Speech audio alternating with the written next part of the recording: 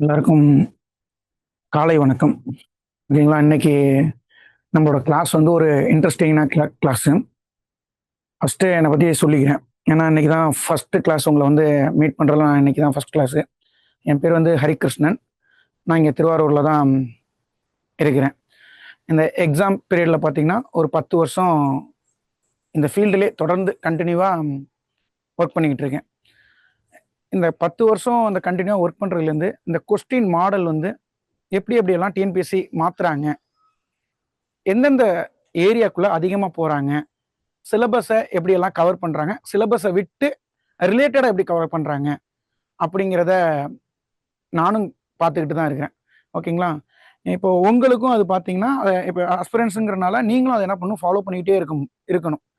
எதுக்காண்டி இதை சொல்கிறேன்னா, இது ஒரு ஜஸ்ட் ஒரு இன்ட்ரோடக்ஷன் சொல்கிறதுனால தான் இவ்வளோ சொல்ல வேண்டியதாக இருக்குது. இல்லைனா ஸ்ட்ரைட்டாக கிளாஸ்க்குள்ளே போயிடலாம். ஓகேங்களா? இப்படிலாம் நீங்கள் ஃபாலோ பண்ணால் தான் நம்ம எங்கே படிக்கணும், எங்கே ஸ்கிப் பண்ணணும், எதை ரொம்ப இம்பார்ட்டன்ட் பண்ணணும் அப்படிங்கிறது நம்மளுக்கு நிறையா ஐடியா கிடைக்கும்.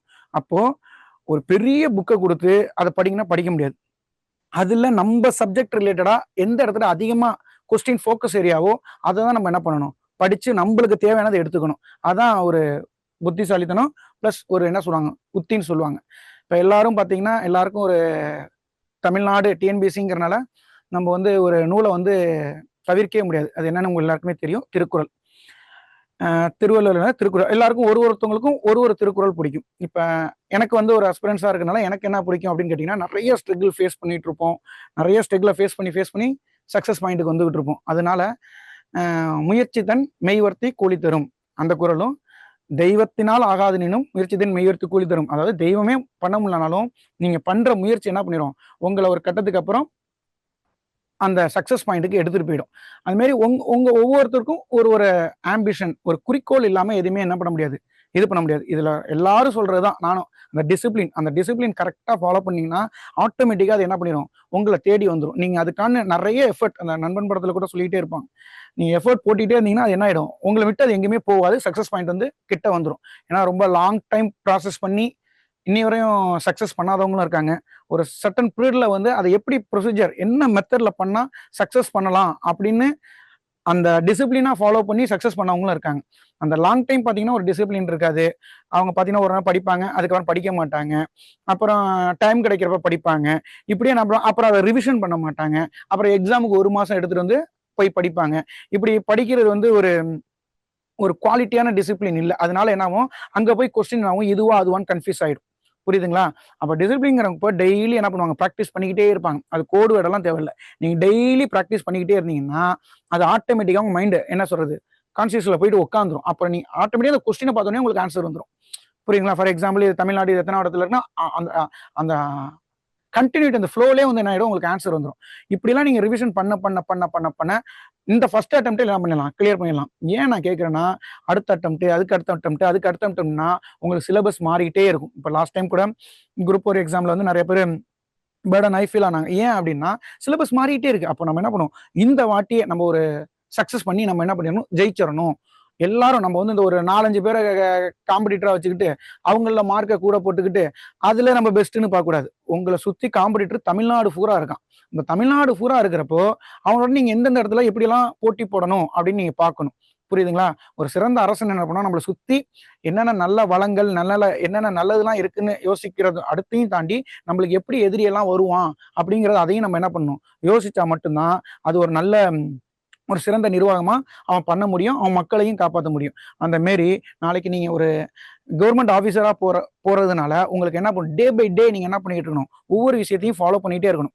அப்பதான் நீங்க மக்களுக்கு ஒரு என்ன சொல்றது, ஒரு பீப்புள் ஃப்ரெண்ட்லியா என்ன பண்ண சர்வீஸ் பண்ண முடியும். இல்லைன்னா அதுவே அங்க என்ன ஆயிடும், உங்களுக்கு ஒரு பேர்டன் மாதிரி ஆயிடும். அப்போ டெய்லி டே பை டே என்ன பண்ணீங்க, அப்டேட் பண்ணிக்கிட்டே இருக்கணும். அது மீன்ஸ் இன்னைக்கு ஏதாச்சும் உங்களுக்கு ஒரு சர்டன் பீரியட் ஏதோ ஒரு படிக்க முடியாத சூழ்நிலை கூட வரலாம் ஒரு நாள். ஆனாலும் அதுலயும் ஏதாச்சும் ஒரு பேப்பர் எடுத்து பாருங்க. பேப்பர் மீன்ஸ் ஃபோன் வந்துருச்சு, செல்ஃபோன் வந்துருச்சு. அதில் வந்து என்ன பண்ணுங்க, ஒரு நியூஸ் பேப்பர் எடுத்து டவுன்லோட் பண்ணி பாருங்க. ஏதாச்சும் ஒரு கொஸ்டின் பேப்பர் சும்மா ஒரு உட்காந்துருக்க நேரத்தில் உங்கள் மைண்டை என்ன பண்ணு, டெய்லி நீ படிக்கணும் படிக்கணும் படிக்கணும்னு அந்த மைண்ட் செட்டுக்கு என்ன பண்ணிக்கிட்டே இருங்க, உங்களை கொண்டு வந்துகிட்டே இருங்க. அப்படி கொண்டு வந்துகிட்டே இருந்தீங்கன்னா அது உங்களை என்ன பண்ணிட்டு இருக்கும், ரெடி பண்ணிக்கிட்டே இருக்கும். ரெடி பண்ண நீங்கள் என்ன ஆயிடுவீங்க, அந்த ஒரு சிற்பம் எப்படி கரெக்டாக ரெடி ஆகுதோ அந்த மாதிரி ரெடி ஆயிடுவீங்க. இந்த வாட்டி என்ன ஆயிடலாம், நம்ம சக்ஸஸ் பண்ணி பாஸ் ஆயிடலாம். எல்லாருக்கும் முதல்ல ஆல் தி பெஸ்ட் சொல்லி இன்னைக்கு கிளாஸ்க்கு போயிடலாம். இன்னைக்கு நம்மளோட கிளாஸ் என்னன்னு பார்த்தீங்கன்னா, ஒரு முக்கியமான கிளாஸ். எதுக்கு முக்கியமான கிளாஸ்ன்னு சொல்றேன் அப்படின்னு கேட்டிங்கன்னா, இப்போ ஒவ்வொரு சப்ஜெக்ட், எல்லா சப்ஜெக்ட்டுக்கும் பார்த்தீங்கன்னா சம் மெட்டீரியல்ஸ் இருக்கும். ஓகேங்களா? இப்போ ஃபார் எக்ஸாம்பிள் பாலிட்டி எடுத்தீங்கன்னா அது ஒரு ஆத்தர் நேம் இருக்கும், ஒரு ஒரு ஒரு புக் இருக்கும். அதை ஸ்டாண்டர்டாக அதை படித்தாலே நம்ம நேரலாம் அதுக்கான ஆன்சரை போட்டுடலாம். இப்போ அதுமாரி ஜாகிரஃபி, அதுமாரி பார்த்தீங்கன்னா ஐஎன்எம், இப்படி எல்லாத்துக்குமே ஒரு ஒரு சப்ஜெக்ட் இதை படித்தா போதும் அப்படின்னு சொல்லலாம். ஆனால் நம்ம எடுக்கிற சப்ஜெக்ட் பார்த்தீங்கன்னா கரண்ட் அஃபேர்ஸ் ப்ளஸ் நம்மளும் டே பை டே நம்ம என்ன பண்ணோம் தெரிஞ்சுக்கிற மாரி உள்ள ஓரியன்டான சப்ஜெக்ட். ஒரு நாள் இன்னைக்கு ஒரு நாள் இந்த ஒரு டாபிக் இந்த இருக்குன்னு வச்சுக்கலாம். இப்போ ஃபார் எக்ஸாம்பிள் ஒரு ரீசெண்டாக நான் ஒரு எக்ஸாம்பிள் சொல்கிறேனே, ஒரு எக்கனாமிக் சர்வே வந்து நம்ம தமிழ்நாடு கவர்மெண்ட் வந்து ரிலீஸ் பண்ணிச்சு. அது 2022-23 எக்கனாமிக் சர்வே. அதில் பார்த்தீங்கன்னா தனிநபர் வருமானத்தில் பார்த்தீங்கன்னா தமிழ்நாடு வந்து 4வது இடத்துல அப்படின்னு சொல்லியிருப்பாங்க.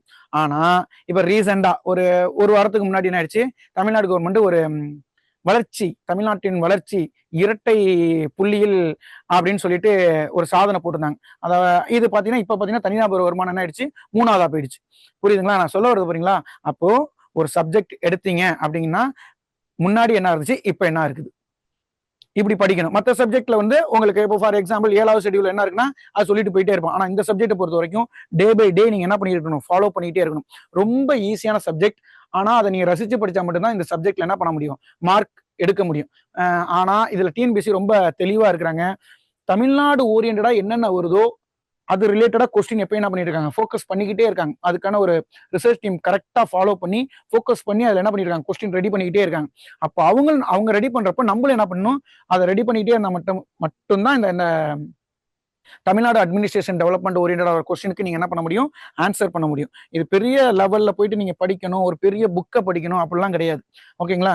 நீங்க day by day newspaper, அப்புறம் கவர்மெண்டோட வெப்சைட் என்னென்னலாம் ஃபாலோ பண்றாங்க. ஃபார் உங்களுக்கு இன்னொன்னு சொல்ல போனோம்னா அந்த ஸ்கூல் புக் ரெஃபரன்ஸ் ரொம்ப இம்பார்ட்டன்ட். ஒரு 70% என்ன பண்ணுங்க, ஸ்கூல் புக்கை வந்து ரெஃபர் பண்ணிங்க. அப்புறம் 30% வந்து என்ன பண்ணுங்க, கவர்மெண்ட் ரிலீஸ் பண்ற அந்த கவர்மெண்டோட வெப்சைட்ல ரிலீஸ் பண்ற ஏதாச்சும் டேட்டா ஆச்சுன்னா நோட் பண்ணுங்க. டெய்லி நியூஸ் பேப்பர் பாத்துங்க. இது ஒரு 100% என்ன ஆயிடும், இந்த தமிழ்நாடு அட்மினிஸ்ட்ரேஷன் டெவலப்மெண்ட் கவர் ஆயிடும். இந்த தமிழ்நாடு அட்மினிஸ்ட்ரேஷன் டெவலப்மெண்ட் வந்து பாத்தீங்கன்னா கிட்டத்தட்ட பாத்தீங்கன்னா இப்ப டெப்தா கொஸ்டின் போக ஆரம்பிச்சிட்டான். ஃபார் எக்ஸாம்பிள் இப்ப ரீசெண்டா நடந்த குரூப் 4 எக்ஸாம்லாம் கூட பாத்தீங்கன்னா நெல்லு, இந்த கம்பு, கரும்பு இது வந்து அதிக பரப்பளவில் எங்க விளைகிறது, மயிலாடுதுறையா, அரியலூர், பெரம்பலூர்னு ஒரு கொஸ்டின் கேட்டான். நீங்க பாத்தீங்கன்னா தெரியும். அப்போ எந்த அளவுக்கு டெப்தா போறோம், அப்போ உங்க ஏரியா பத்தி நீங்க தெரிஞ்சுக்கணும்னா எந்த அளவுக்கு டெப்தா இருந்தா மட்டும்தான் இதுக்கு என்ன பண்ண முடியும், நீங்க ஆன்சர் பண்ண முடியும். இன்னைக்கு நான் எடுத்த உடனே ஒரு ஸ்லைட்ல வந்து தமிழ்நாடு மேப் வச்சிருக்கேன். ஏன்னா இன்னைக்கு நம்ம படிக்க போறது தமிழ்நாடு தான். அட்லீஸ்ட் இந்த தமிழ்நாடு மேப் நீங்க முதல்ல வந்து என்ன பண்ணுங்க, அப்சர்வ் பண்ணுங்க. என்னென்னலாம் இருக்கு, எத்தனை ஸ்டேட் இருக்கு, எத்தனை மாவட்டங்கள் இருக்குது, எத்தனை பஞ்சாயத்து இருக்கு, எத்தனை ஊரா. சில பேரும் சொல்லுவாங்க இதெல்லாம் வராதுலாம் கிடையாதுங்க. நீங்க தெரிஞ்சுக்கணும்னு படிங்க. புரியுங்களா? எவ்வளவு ஊராட்சி பிரியுது, ஏன் முதல்ல ஊராட்சி பிரிக்கிறாங்க, ஏன் நகராட்சி பிரிக்கிறாங்க, ஏன் மாநகராட்சி பிரிக்கிறாங்க, இதெல்லாம் உங்களுக்கு தெரியும். ஏன்னா வாட் இஸ் வாட்னு படிக்காம அதை டிஃபைன் பண்ணி படிங்க. புரியுதுங்களா? ஒரு டிஎன்பிஎஸ்சி கொஸ்டினுக்கு மட்டும் அதை என்ன பண்ணாதீங்க, படிக்காதீங்க. ஃபார் எக்ஸாம்பிள் மாநகராட்சா எவ்வளவு மக்கள் தொகை இருக்கும், 10 லட்சம் இருக்கும் அப்படின்னு அதை மட்டும் ஃபோக்கஸ் பண்ணாதீங்க. அதுல என்னென்ன கேட்டகரியில வந்து மாநகராட்சியை மக்கள் தொகையில மட்டும் வைக்கிறானா, எக்கனாமிக்கல் ரீதியா வைக்கிறானா, நிலப்பரப்பு ரீதியா வைக்கிறானா, இல்ல இண்டஸ்ட்ரியல் குரோத்தை வச்சு வைக்கிறானா, இப்படியெல்லாம் நீங்க படிச்சாதான் நீங்க டிஎன்பிஎஸ்சி எப்படி கேட்டாலும் ஆன்சர் பண்ண முடியும். புரியுதுங்களா? அதாவது என்ன சொல்லுவாங்களே, கடிவாளம் போட்டு குதிரை போற மாதிரி போவாம அப்படியே இன்ட்ரெஸ்டா எல்லாத்தையும் கலெக்ட் பண்ணி படிங்க. கலெக்ட் பண்ணி படிச்சீங்கன்னா அவன் எப்படி கேட்டாலும் நம்ம என்ன பண்ண முடியாது, நம்மள வந்து கவனத்தையோ நம்மளோட மார்க் குறைக்கிறதுக்கான வழி அவன் என்ன பண்ணாலும் நம்மள என்ன பண்ண முடியாது, ஒண்ணுமே அவன் பண்ண முடியாது. புரியுதுங்களா?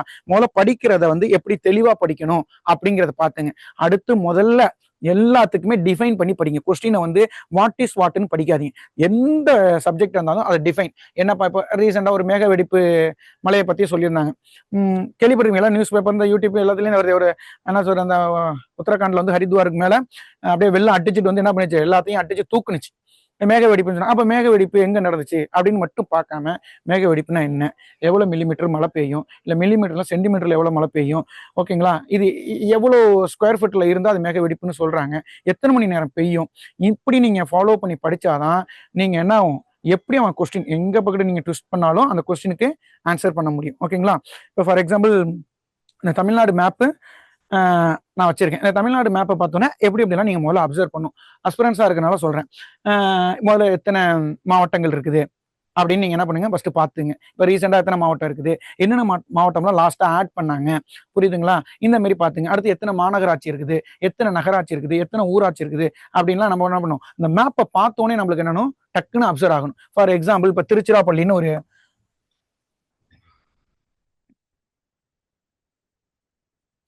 ஒரு பகுதி இருக்குது. ஏன் நான் திருச்சிராப்பள்ளி அப்படிங்கிற பகுதியை மட்டும் நான் செலக்ட் பண்றேன்னா, இதுக்கு மட்டும் ஒரு சிறப்பு இருக்குது. இதை நீங்க பார்த்தீங்கன்னா, அதான் நான் சொல்றேனே, எப்ப நீங்க எதை பார்த்தாலும் அது என்ன சிறப்பு இருக்குது, எங்க அட்வான்டேஜ் இருக்குது, முதல்ல அட்வான்டேஜ் என்னென்ன இருக்குது அப்படிங்கிறத பாருங்க. ஃபார் எக்ஸாம்பிள் திருச்சிராப்பள்ளி மட்டும் எத்தனை மாவட்டத்தை தன்னோட எல்லையை பகிர்ந்துக்குது அப்படின்னு பாத்துங்க. ஓகேங்களா. இது எப்படின்னா ஜியோகிராபிக்குள்ளேயும் கனெக்ட் ஆகுது, அட்மினிஸ்ட்ரேஷனுக்குள்ளேயும் கனெக்ட் ஆகுது, கரண்ட் அஃபேர்ஸ்குள்ளேயும் கனெக்ட் ஆயிடும். அப்ப இந்த இந்த ஒரு கொஸ்டின் எடுத்தோம்னா நம்ம 3 ரிலேட்டடா போய் படிச்சிடணும். இதுக்குன்னு தனியா என்ன பண்ணக்கூடாது, கரண்ட் அஃபேர்ஸ்க்கு ஒரு நாள், ஜியோகிராபிக்கு ஒரு நாள், எக்கனாமிக்ஸ் ஒரு இப்படி படிக்கக்கூடாது. ஒரு சப்ஜெக்ட் எடுத்தீங்கன்னா அது எல்லாத்துக்குள்ளயும் கவர் ஆகணும். அப்படி படிச்சாதான் உங்களுக்கு கனெக்டிவா அது என்ன ரிலேட்டடா போய் மைண்ட்ல என்ன போகும், ஸ்டோர் ஆகும். ஃபார் எக்ஸாம்பிள் மைண்ட்ல வந்து தலாமஸ்னு ஒரு பகுதி இருக்கு மைண்டுங்கிற மூளையில. அதோட தலாமஸுங்களோட ஃபங்க்ஷன் எங்கேயாச்சும் ஸ்கூல் புக்ல இல்லைன்னா உங்க சார்கிட்ட சொல்லி கொடுத்துருப்பாங்க. ஏன்னா ரொம்ப ரொம்ப அற்புதமான பகுதி அது. நம்ம என்ன இன்ட்ரெஸ்டா இப்ப நம்ம ஒரு கிளாஸ் எடுத்துக்கிட்டு இருக்கோம், இல்லைன்னா நம்ம ஒரு இடத்துல உட்காந்துருக்கோம் அப்படின்னா நம்ம என்ன இன்ட்ரெஸ்டா இருக்கோ அதை மட்டும் காதுல வாங்கி அப்சர்வ் பண்ணி ஸ்டோர் பண்ணும். ஃபார் எக்ஸாம்பிள் ட்ரெயின் சவுண்டு போகும், இங்கிட்டு ஒரு மோளம் அடிச்சுக்கிட்டு இருப்பாங்க, இங்கிட்டு ஒருத்தவங்க பேசிக்கிட்டு இருப்பாங்க. உங்க மைண்ட் எது இன்ட்ரெஸ்டா இருக்கோ அதை மட்டும் என்ன பண்ணும், அப்சர்வ் பண்ணி ஸ்டோர் பண்ணும். அது பேர் தான் தலாமஸ். ஓகேங்களா. ஏன்னா லாஸ்ட் டைம் குரூப் 4ல கூட ஹைப்போ தலாமஸ் என்ன பண்ணும், இந்த மாதிரிலாம் கொஸ்டின் கேட்டாங்க. அப்போ ஒரு பகுதியும் என்ன பண்ணும், நம்ம தெரிஞ்சு சயின்ஸையும் தெரிஞ்சு வச்சுக்கிட்டு இதோடையும் நம்ம என்ன பண்ணும், அப்போ நம்மளுக்கு பிடிச்ச விஷயத்த முதல்ல இருந்து இது எனக்கு பிடிக்கும்னு நீங்க முதல்ல என்ன பண்ணும், பிரெயின்ட்ட முதல்ல சொல்லணும். அப்போதான் அது என்ன பண்ணும், உங்க மைண்ட்ல போய் ஸ்டோர் பண்ண வைக்கும். நீங்க இதை ஒரு ஏனோ தோணுன்னு பாத்தீங்கன்னு வச்சுக்கலாம், ஸ்டோர் பண்ணாது. அது உங்களுக்கும் அது என்ன கொஸ்டின் பாக்குறப்ப ஐயோ படிச்சிருந்திருக்கலாமே, இது நம்ம படிச்சது மாதிரி இருக்குது, கொஞ்சம் படிச்சிருந்தோம்னா நல்லா மார்க், இப்படி எல்லாம் என்ன பண்ணும், ஃபீல் பண்ண வச்சிரும். அதனால எப்ப பார்த்தாலும் இது இன்ட்ரெஸ்ட் எதுல இருந்தாலும் படிக்கணும்னு உட்காந்தா இன்ட்ரெஸ்டா படிங்க. இல்லையா வேற எதுக்கு போயிடுங்க, அதாவது என்ன இல்ல இன்ட்ரெஸ்டோ அதுக்கு போயிடுங்க. இன்ட்ரெஸ்ட் இல்லாம எதுலையுமே ஒரு இது பண்ணீங்கன்னா சக்சஸ் ஆகாது. புரியுதுங்களா. அதனால எல்லாத்துலயும் ஃபோக்கஸ் பண்ணுங்க. இதுல பாத்தீங்கன்னா எதுக்கு இந்த திருச்சிராப்பள்ளி அப்படிங்கிற சொன்னா, இது எத்தனை மாவட்டத்தை தன்னோட எல்லையா பகிர்ந்துக்குதுன்னு பாருங்க. 1 2 3 4 5 6 7 8 9 10. புரியுதா. தமிழ்நாட்டுல ஒரு பகுதி வந்து தன்னோட எல்லையை வந்து 10 மாவட்டத்துல பகிர்ந்துக்கிறதுனா திருச்சிராப்பள்ளி தான். புரியுங்களா. அப்ப திருச்சிராப்பள்ளி சுத்தி எத்தனை மாவட்டங்கள் இருக்குது அப்படின்னு பாத்துங்க. இந்த ஒவ்வொரு மாவட்டத்திலையும் என்னென்ன சிறப்பு, நம்ம வந்து சொல்றது மொத்த மாவட்டத்தையும் படிக்க வேணாம். அட்லீஸ்ட் இந்த மாதிரி ஒரு செலக்டடா ஸ்பெசிஃபைக்கா இது பார்த்துட்டீங்கனாலே 10 மாவட்டம் தெரிஞ்சிடும். 10 + 11 மாவட்டம் உங்களுக்கு தெரிஞ்சிருது. இதை வச்சு நீங்க கொஸ்டின் எப்படி கேட்டாலும் ஒன்னு எலிமினேட் பண்ணி சொல்லிடலாம், இல்லைன்னா ஷோர் செட்டா என்ன பண்ணிடலாம், ஆன்சரை பண்ணிடலாம். இந்த இப்ப நாமக்கலுக்குன்னு ஒரு சிறப்பு இருக்கும், சேலத்துக்குன்னு ஒரு சிறப்பு இருக்கும், பெரம்பலூருக்குன்னு ஒரு சிறப்பு இருக்கும், அரியலூருக்குன்னு ஒரு சிறப்பு இருக்கும், தஞ்சாவூருக்குன்னு ஒரு சிறப்பு இருக்கும், புதுக்கோட்டைக்குன்னு ஒரு சிறப்பு இருக்கும், சிவகங்கைக்குன்னு ஒரு சிறப்பு இருக்கும், திண்டுக்கலுக்குன்னு ஒரு சிறப்பு இருக்கும், மதுரைக்குன்னு ஒரு சிறப்பு இருக்கும்.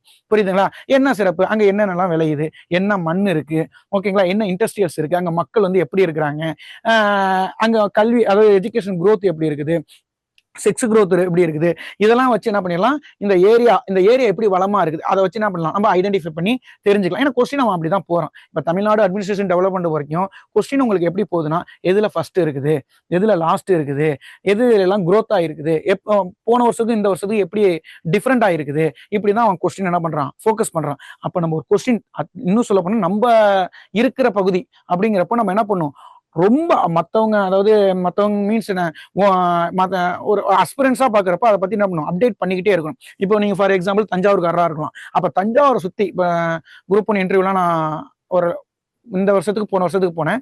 அப்ப அவங்க எப்படி அவங்க கொஸ்டின் கேட்கறான், அந்த ஊர்ல இருந்து வரானா அந்த ஊர்ல என்னென்னலாம் அவன் தெரிஞ்சு வச்சுக்கிறான் அப்படிங்கிற மாதிரி தான் அவங்க என்ன பண்றாங்க, இன்டர்வியூல கொஸ்டின் கேட்கறாங்க. எத்தனை நகராட்சி இருக்குது, எத்தனை ஊராட்சி, உங்க ஊரோட ஸ்பெஷல் என்ன, அங்க என்ன அதிகமா விளையுது, மக்களோட வாழ்வாதாரம் என்ன, எதுக்குன்னா நீங்க ஒரு கவர்மெண்ட் ஆபீசரா நாளைக்கு போய் உட்கார போறீங்க. அப்ப இதெல்லாம் பத்தி தெரிஞ்சாதான் மக்களுக்கு என்ன பண்ண முடியும், ஒரு செயல் திட்டங்கள் ஒரு மாதிரி உங்களால உருவாக்க முடியும். மக்களுக்கு ஒரு நல்ல ஒரு நல்ல முறையில் அவங்களை என்ன பண்ண அணுக முடியும். இல்லைன்னா அது உங்களுக்கு ஒரு பேர்டன் ஆகி அதுவும் உங்களுக்கு வெறுக்கிற மாதிரி ஆயிடும். அப்போ ஒரு இதுக்குள்ள வந்தோம்னா ரொம்ப லவ் பண்ணி அதுல என்ன பண்ணுங்க, ஃபோக்கஸ் பண்ணி படிங்க. புரியுதுங்களா? இது ரொம்ப ஈஸியான சப்ஜெக்ட். புரியுதுங்களா நான் சொல்றது? மற்ற சப்ஜெக்டை மனப்பாடம் பண்றது இந்த சப்ஜெக்ட் வாட் இஸ் வாட் அப்படியே என்னங்கிறது அப்படியே கோர்வையாவே தெரிஞ்சிடும். இப்ப தனிநபர் வருமானத்துல தமிழ்நாடு எத்தனாவது இடம் இருக்கு, இதுக்கு நான் ஒரு கோடு வேர்டு போட்டு ஃபார் எக்ஸாம்பிள் இதை ஒரு ரெஃபர் பண்ணி அப்படிலாம் இல்லை, அப்படியே அப்படியே படிச்சுட்டு போயிடணும். புரியுதுங்களா நான் சொல்றது? அப்படி படிச்சாதான் இந்த சப்ஜெக்ட் உங்களுக்கு ஓரளவுக்கு ஸ்டாண்டர்டா இருக்கும். 10 to 15 கொஸ்டின் இது என்னது அந்த இலக்கியம் பிளஸ். ஆனா இதுலதான் அதிகமா ஃபோக்கஸ் பண்றான், அட்மினிஸ்ட்ரேஷன்ல தான் அவன் அதிகமா ஃபோக்கஸ் பண்றான். ஏன்னா கவர்மெண்ட் என்னென்ன செய்யுதுன்னு நீங்க எந்த அளவுக்கு தெரிஞ்சுக்கிறீங்க, புரியுதுங்களா? அப்படிங்கிறத வச்சுதான் அவன் என்ன பண்றான், கொஸ்டின் வந்து அவன் ஃபோக்கஸ் பண்ணி ஃப்ரேம் பண்ணிக்கிட்டே இருக்கான். இப்போ நான் வந்து உங்களுக்கு எப்படி கிளாஸ் கொண்டு போறேன்னா, ஃபர்ஸ்ட் புக்ல உள்ள என்னென்னலாம் டேட்டா இருக்கோ அதெல்லாம் முதல்ல சொல்லிடுறேன். அப்புறம் கரண்டா வந்து தமிழ்நாடு எக்கனாமிக் சர்வே, ஒரு இந்தியாவிலே ஒரு ஸ்டேட் வந்து தனக்கான எக்கனாமிக் சர்வே ரிலீஸ் பண்ணிருக்குன்னா அது தமிழ்நாடு தான். அதோட கரண்ட் டேட்டாவும் உங்களுக்கு சொல்லிட்டு அதுக்கப்புறம் ப்ரீவியஸ் இயர்ஸ் கொஸ்டின் பேப்பர் எப்படி ஃபோக்கஸ் பண்ணியிருக்காங்க அப்படிங்கிற மாதிரி தான் உங்களுக்கு கிளாஸ் கொண்டு போறேன். ஓகேங்களா? இதை நீங்க பார்த்துட்டாலே எனக்கு தெரிஞ்சு ஒரு 90% கவர் ஆயிடும். அந்த அளவுக்கு தான் உங்களுக்கு நான் ரெஃபர் பண்ணி எடுத்துட்டு வந்திருக்கேன். இதுல வந்து உங்களுக்கு சில என்ன என்ன சார் இதெல்லாம் படிக்காத மாரி இருக்குதே அப்படின்னா, சில கொஸ்டின் நம்மளால என்ன பண்ண 100 கொஸ்டின் நம்மளால என்ன பண்ண முடியாது, ஆன்சர் பண்ண முடியாது. ஜம்ப் ஆகிற கொஸ்டினும் இருக்குது. ஆனா நீங்க இதை படிச்சீங்கன்னா அந்த கொஸ்டின் என்ன பண்ணிடலாம், கரெக்டா அக்யூரேட்டா அடிச்சிடலாம். புரியுதுங்களா? ஒரு கெஸ்ஸிங்ல என்ன பண்ணிடலாம், அடிச்சிடலாம். ஃபார் எக்ஸாம்பிள் இப்ப என்னன்னா ஒரு கொஸ்டினே கேட்கறாங்கன்னு வச்சுங்களேன். இப்ப நம்ம திருச்சிராப்பள்ளியை மட்டும் தான் தெரிஞ்சு வச்சிருக்கோம். இப்ப அவங்க என்ன பண்றாங்க, விழுப்புரத்தை வந்து திருச்சிராப்பள்ளி மாவட்டத்தின் எல்லையை பகிர்ந்து கொள்கிறது. விழுப்புரத்துக்கும் திருச்சிராப்பள்ளிக்கும் இடையில் பல ஏதோ உறவுகள் அந்த இதெல்லாம் கல்ச்சர்ஸ் அந்த இதை பத்தி ஏதோ சொல்றாங்க. இது எக்ஸாம்பிளுக்கு தான். அப்ப விழுப்புரங்கிறது திருச்சிராப்பள்ளிக்கு சம்பந்தமே இல்லைன்னு உங்களுக்கு தெரிஞ்சு போச்சு. இது ரொம்ப அந்த விழுப்புரம் பத்தி நான் படிக்கவே இல்லை. நான் திருச்சிராப்பள்ளியை பத்தி படிச்சு வச்சிருந்தேன். இப்படி ஒரு கொஸ்டினை ஒரு படிச்சதை வச்சு இன்னொரு எப்படி என்ன பண்ணலாம், ஆன்சர் பண்ணலாம் அப்படிங்கறத என்ன பண்ணணும், நம்ம தெரிஞ்சு வச்சுக்கணும். அதுக்காண்டிதான் இந்த மாதிரிலாம் உங்களுக்கு ஒரு ஐடியா கொடுக்குறேன். புரியுங்களா? இப்ப நம்ம படிச்சிருக்கிறது 80% அப்படின்னாலும் இந்த 80% வச்சு இன்னொரு 20% என்ன பண்ணணும், நீங்க சால்வ் பண்ண கத்துக்கிட்டா மட்டும்தான் யுவர் சக்சஸ். ஓகேங்களா? எல்லாம் என்ன டிஎன்பிஎஸ்சி வந்து எப்படி கொஸ்டின் கேட்க போறானே தெரியாது. இப்ப நீங்க படிக்கிறதான் தமிழ்நாட்டில் உள்ள அத்தனை பேரும் படிப்பான். புரியுதுங்களா? ஆனா நீங்க அவனை விட்டு ஜெயிக்கணும், முந்தணும், மார்க் கூட வாங்கணும் அப்படின்னா இதை வச்சு நம்ம எப்படி அழகா கிளாரிட்டி பண்றது, எப்படி நம்ம பிரசன்ஸ் ஆஃப் மைண்ட் செட் நம்ம ரெடி பண்ணி வச்சுக்கிறது அப்படிங்கிறதுக்கு இது யூஸ் ஆகும். புரியுதுங்களா? அதுல நீங்க தடுமாறினாதான் உங்களுக்கு மார்க் என்ன ஆகும், டவுன் ஆகும். அதனால வந்து ஒவ்வொரு விஷயத்தையும் ரொம்ப கேர்ஃபுல்லாகவும் அப்சர்வ் பண்ணிக்கிட்டே இருங்க. ஏன்னா 0.25ல குறைஞ்சு மார்க் அதெல்லாம் வந்து சொன்னா உங்களுக்கு தெரியாது. அந்த இடத்துல போய் உட்காந்து ஃபீல் பண்ணா நான் அதெல்லாம் ஃபீல் பண்ணிருக்கேன். உட்காந்து அதை முன்னாடி இருக்கிறவனுக்கு சீட் இருக்கும், ரெண்டாவது அடுத்து நம்ம உட்காரவனுக்கு நம்மளுக்கு இருக்காது. அப்ப நினைச்சு பாருங்க, ஒரு எக்ஸாம் ப்ரிலிமினரி கிளியர் பண்ணி மெயின்ஸ் கிளியர் பண்ணி எல்லாம் கிளியர் பண்ணி அங்க வரைக்கும் இந்த லாஸ்ட் ஸ்டேஜ் வரைக்கும் போய் உட்காந்து நம்மளுக்கு கிடைக்கலன்னா அப்ப நம்ம மனநிலை எப்படி இருக்கும் பாருங்க. அப்ப இதெல்லாம் கிடைக்கல என்ன அப்படின்னா எங்கேயும் நம்ம ஏதோ மிஸ்டேக் பண்ணிக்கிட்டே இருக்கும். அதெல்லாம் என்ன பண்ணுவோம், சால்வ் பண்ணுவோம். ஃபார் எக்ஸாம்பிள் ஓஎம்ஆர்ல என்ன பண்ணுவோம், ஷேர் பண்றதுல மிஸ்டேக் பண்ணுவோம். ஓகேவா? அங்க சீனு குறிப்போம், இங்க வந்து பீனு குறிப்போம். புரியுதுங்களா? அப்போ இந்த மாதிரி மிஸ்டேக் தான் அன்னைக்கு என்ன பண்ணிச்சு, என்ன டவுன் ஆக்கி விட்டுருச்சு. அந்த மாதிரி ஒவ்வொரு மிஸ்டேக்கும் நீங்க என்ன பண்ணுங்க, சரி செஞ்சுக்கிட்டே வாங்க.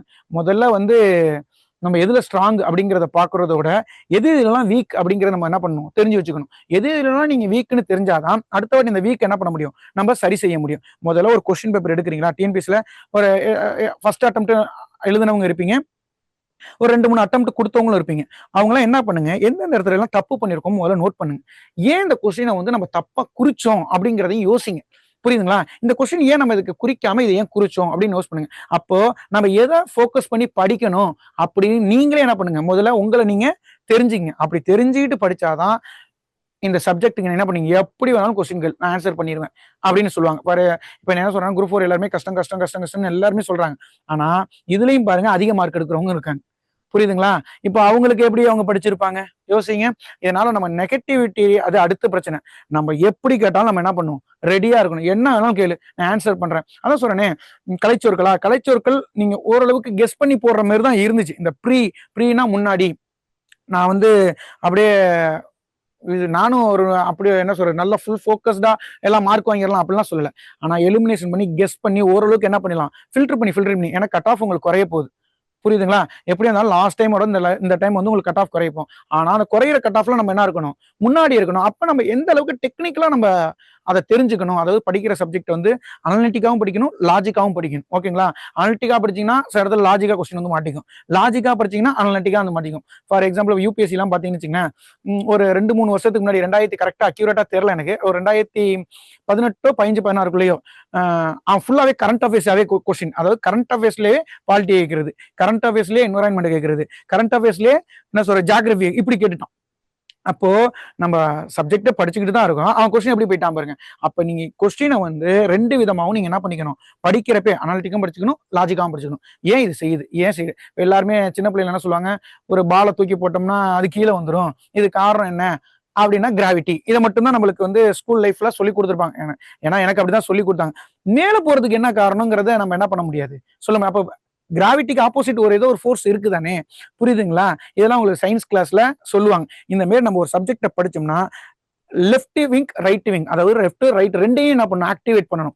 ஒன்னு எலிமினேஷன்ல கொண்டு வரணும், இல்ல ஆப்ஷன்ல இருந்து கொண்டு வரணும், இல்லனா வாட் இஸ் வாட் அந்த கொஸ்டின்ல இருந்து ஆன்சர் பண்ணணும். அப்ப ஒரு கொஸ்டின் நீங்க பாக்குறீங்க அப்படின்னா அதை 3 விதமாவும் நீங்க என்ன பண்ணணும், யோசிக்கணும். ஆப்ஷன்ல இருந்து எடுக்க முடியுதா, நம்மளால சால்வ் பண்ணி போட முடியுதா, இல்ல எலிமினேஷன் பண்ணி போட முடியுதா, இது அவன் என்ன கேட்டிருக்கான், தவறு கேட்டிருக்கான், சரி இப்படி நீங்க என்ன பண்ணணும். ஒரு கொஸ்டினுக்கும் அந்த ஃப்ரீக்வன்ட் சொல்றாங்க, ஒரு கொஸ்டினுக்கும் என்ன சொல்றான், அதாவது பெரிய கொஸ்டின்னா ஒரு 4 மினிட்ஸ் வச்சுங்க, சின்ன சின்ன கொஸ்டின் அட்லீஸ்ட் 2 மினிட்ஸ்ல என்ன பண்ணணும், கொஸ்டின் ஆன்சர் போட்டுக்கிட்டே போயிட்டு இருக்கணும். ஓகேங்களா? ஏன்னா அடுத்து நீங்க மேக்ஸ் போடுறப்பெல்லாம் நிறைய உங்களுக்கு என்ன ஆகும், டைம் ஸ்பெண்ட் பண்ண வேண்டிய அவசியம் இருக்கும். ஓகேங்களா?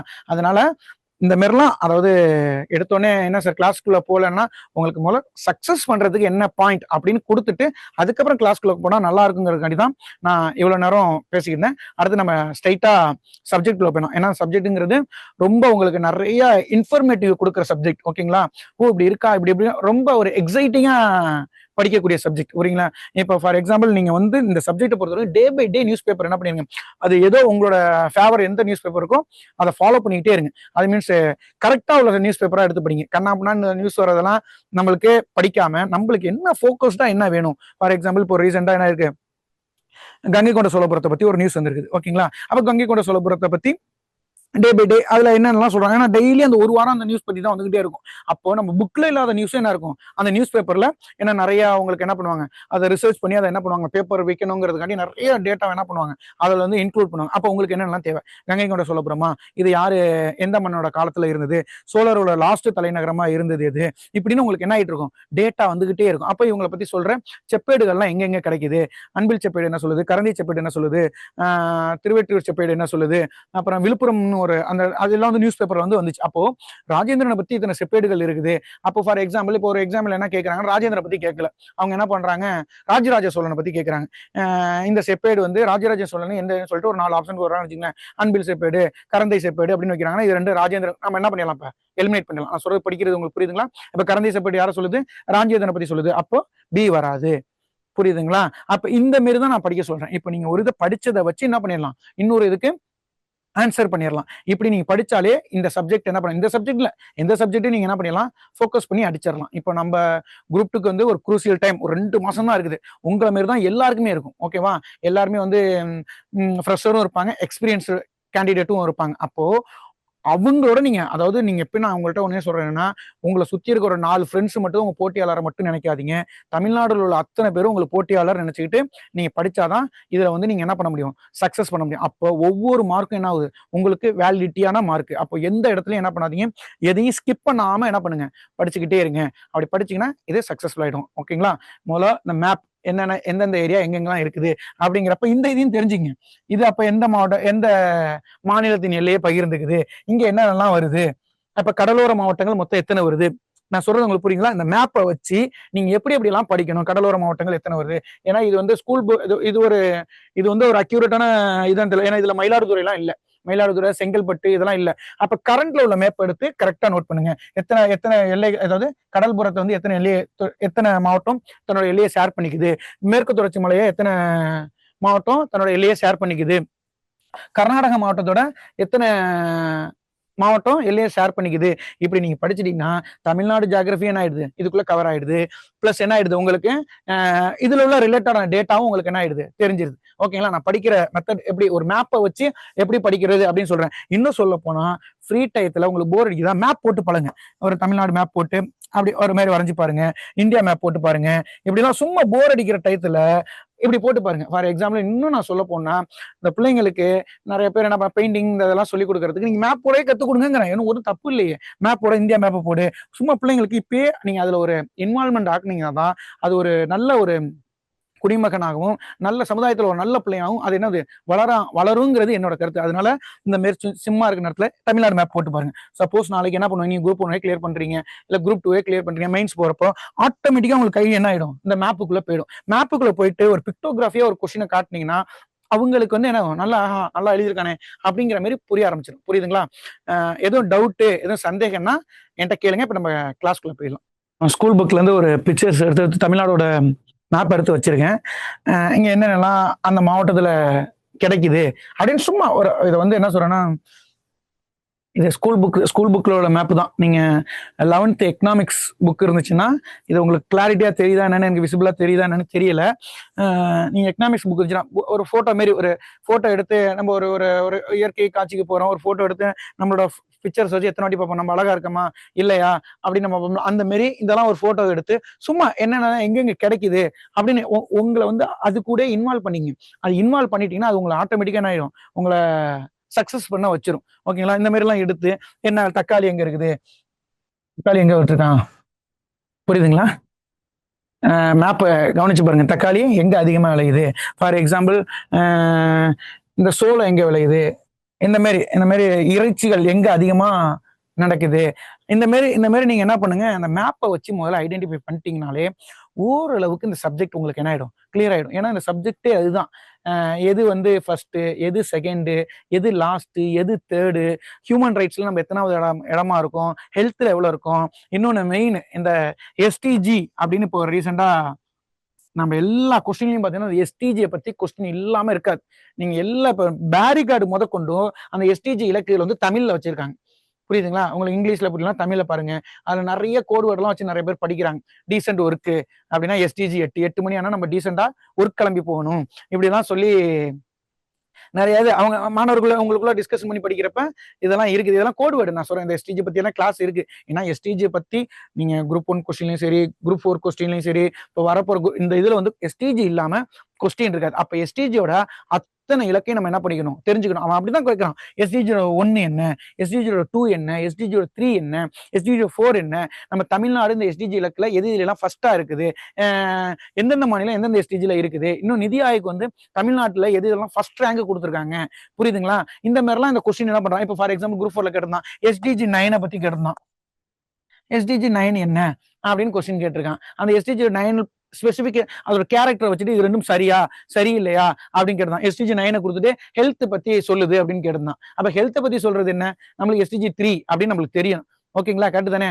நீங்க நான் சப்போஸ் ஒரு இன்ஃபர்மேட்டிவா வந்து ஒரு ஒரு இதா இருந்தாலும் நீங்க மெசேஜ் பண்ணுங்க, ஒன்றும் தப்பு இல்லை. ஏன்னா நம்ம வந்து எல்லாமே கரெக்டா அக்யூரேட்டா நம்ம சொல்றோமா, ஏன்னா நம்மளுக்கு வந்து ஹியூமன் எரர் இருக்கணும். சொல்றப்ப கூட டக்குன்னு டங்கு ஸ்லிப் ஆகி வேற ஒரு வார்த்தை கூட விழுவும். அதனால வந்து அப்படியே நீங்க என்ன பண்ணீங்க, எடுத்துட்டு நான் கிளாஸ் எடுக்கிறேன்னா போய் ரெஃபர் பண்ணுங்க. ரெஃபர் பண்ணிட்டு எந்தெந்த இடத்துலலாம் தப்பா நம்ம சொல்லியிருக்கோங்கிறத நீங்க என்ன பண்ணுங்க, எனக்கு ரிப்ளை பண்ணுங்க. அப்படி பண்ணாதான் நான் இன்னும் என்ன பண்ணுவேன், இன்னும் குவாலிட்டியா இன்னும் அதிகமா நான் என்ன பண்ணுவேன், ஃபோக்கஸ் பண்ணுவேன். அதனால ஒரு கிளாஸ் எடுத்தோமா அந்த கிளாஸை அப்படியே கவனிக்கிறத மட்டும் வச்சுக்காம நீங்க நிறைய என்ன பண்ணுங்க, அதை போய் ரெஃபர் பண்ணிக்கிட்டே இருங்க. ஓகேங்களா?